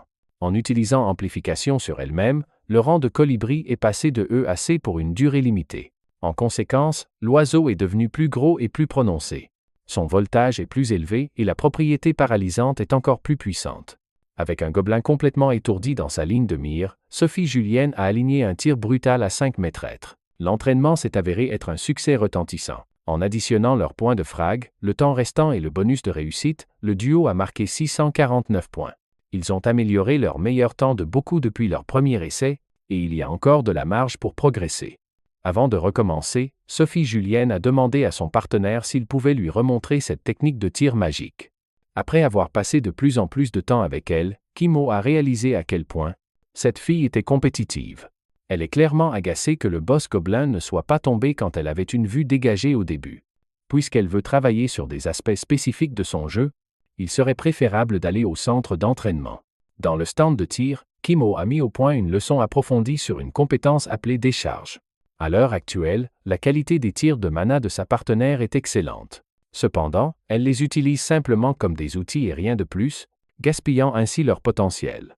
Pour illustrer avec un exemple simple, il a façonné une balle magique et a fait comme si sa main était un pistolet à mana. De cette façon, il a pu montrer une démonstration plus détaillée du dégagement rapide de mana avec un claquement parfaitement synchronisé. C'est le principe fondamental de la décharge. C'est similaire à tirer un tir de mana normal, mais saisir ces ajustements minuscules pourrait vraiment changer la technique et la puissance de façon drastique. Suivant ces instructions, Sophie Julienne a essayé d'imiter la démonstration du pistolet à doigt de Kim Ho. Quand elle a essayé de l'envoyer vers l'avant, la balle a illogiquement tiré vers l'arrière. Pour une excellente tireuse, elle manque bizarrement de toutes les bases. Pour baisser un peu la difficulté, ils sont revenus à de simples tirs de mana au lieu de former des balles. La mission de Sophie Julienne est de perfectionner son tir de mana pendant que Kim Ho va chercher quelque chose à manger pour le dîner. Alors qu'il était sur le point de partir, elle lui a offert une carte noire à utiliser pour payer la nourriture. D'après l'éclat de cette chose, Sophie Julienne doit être une jeune femme riche à millions. En arrivant à la cafétéria, Kim Ho a profité des fonds illimités et a pris un peu de tout. Alors qu'il commandait au comptoir, cet épéiste, Han So-men, l'a remarqué de l'autre côté de la pièce. Song Chun-hee a tourné la tête et a cassé en deux la fourchette en métal qu'elle utilisait. Se reprenant, c'est en fait une occasion parfaite de confirmer quelque chose qui la tracasse depuis des jours maintenant. Courant vers Kim Ho, elle lui a demandé si elle pouvait voir sa main un instant. Le voleur non identifié qui a utilisé le point infernal lors de l'incident du stockage est toujours en liberté. Imaginez la surprise de Chun-hee quand elle a appris que le voleur était un expert avec la compétence colibri, quelqu'un lié au club des voleurs. Il se trouve qu'elle connaît quelqu'un qui correspond parfaitement aux critères. Déguisant sa requête étrange en entraînement à la chiromancie, Chun-hee était impatiente de vérifier si Kim Ho avait des marques de brûlure sur la main. Il a fait semblant d'être troublé, jouant le jeu naïf de la jeune fille. Alors, il a levé la main et a laissé Chun-hee l'observer et le palper autant qu'elle le voulait. Quand la première s'est avérée propre, elle a exigé de voir l'autre. Après un examen minutieux, elle n'a trouvé aucun signe de brûlure. Elle était hébétée et a oublié de lâcher les mains de Kim Ho. Elle pensait avoir tout compris. Maintenant, c'est elle qui est troublée en fuyant cette situation embarrassante. Décidant de la taquiner un peu, Kim Ho a exigé de connaître son avenir grâce à la lecture de sa main. Plus précisément, il veut connaître l'avenir de sa vie amoureuse. Agacée par son appât à la rage flagrant, elle a crié qu'il allait traverser des jours difficiles. Carrément, alors que le reste du comité se détend, cette fille obstinée est toujours à la recherche des coupables. Heureusement, Kim Ho a bien géré cette interaction, suffisamment pour éviter d'autres soupçons. Le lendemain est arrivé et le duo Kim Ho-Sophie Julienne s'y remet avec un entraînement de speedrun. Cette fois, elle a opté pour 2 pistolets au lieu d'un gros fusil de sniper. De cette façon, elle pouvait mitrailler et attaquer les gobelins avec un nombre impressionnant d'armes. Après s'être occupé de la petite friture, il est enfin temps de sortir l'artillerie lourde, au sens propre. Comme d'habitude, Kim Ho a joué un rôle plus de soutien en spammant des colibris pour étourdir les ennemis, tandis que Sophie Julienne inflige la part du lion des dégâts. Cette fois, ses tirs n'étaient pas seulement nets et mortels. Ils étaient assez puissants pour déchirer les armes des gobelins sans interruption. En ajoutant le temps restant, le nombre de victimes, l'élimination du boss et le bonus de réussite, le duo a marqué 728 points.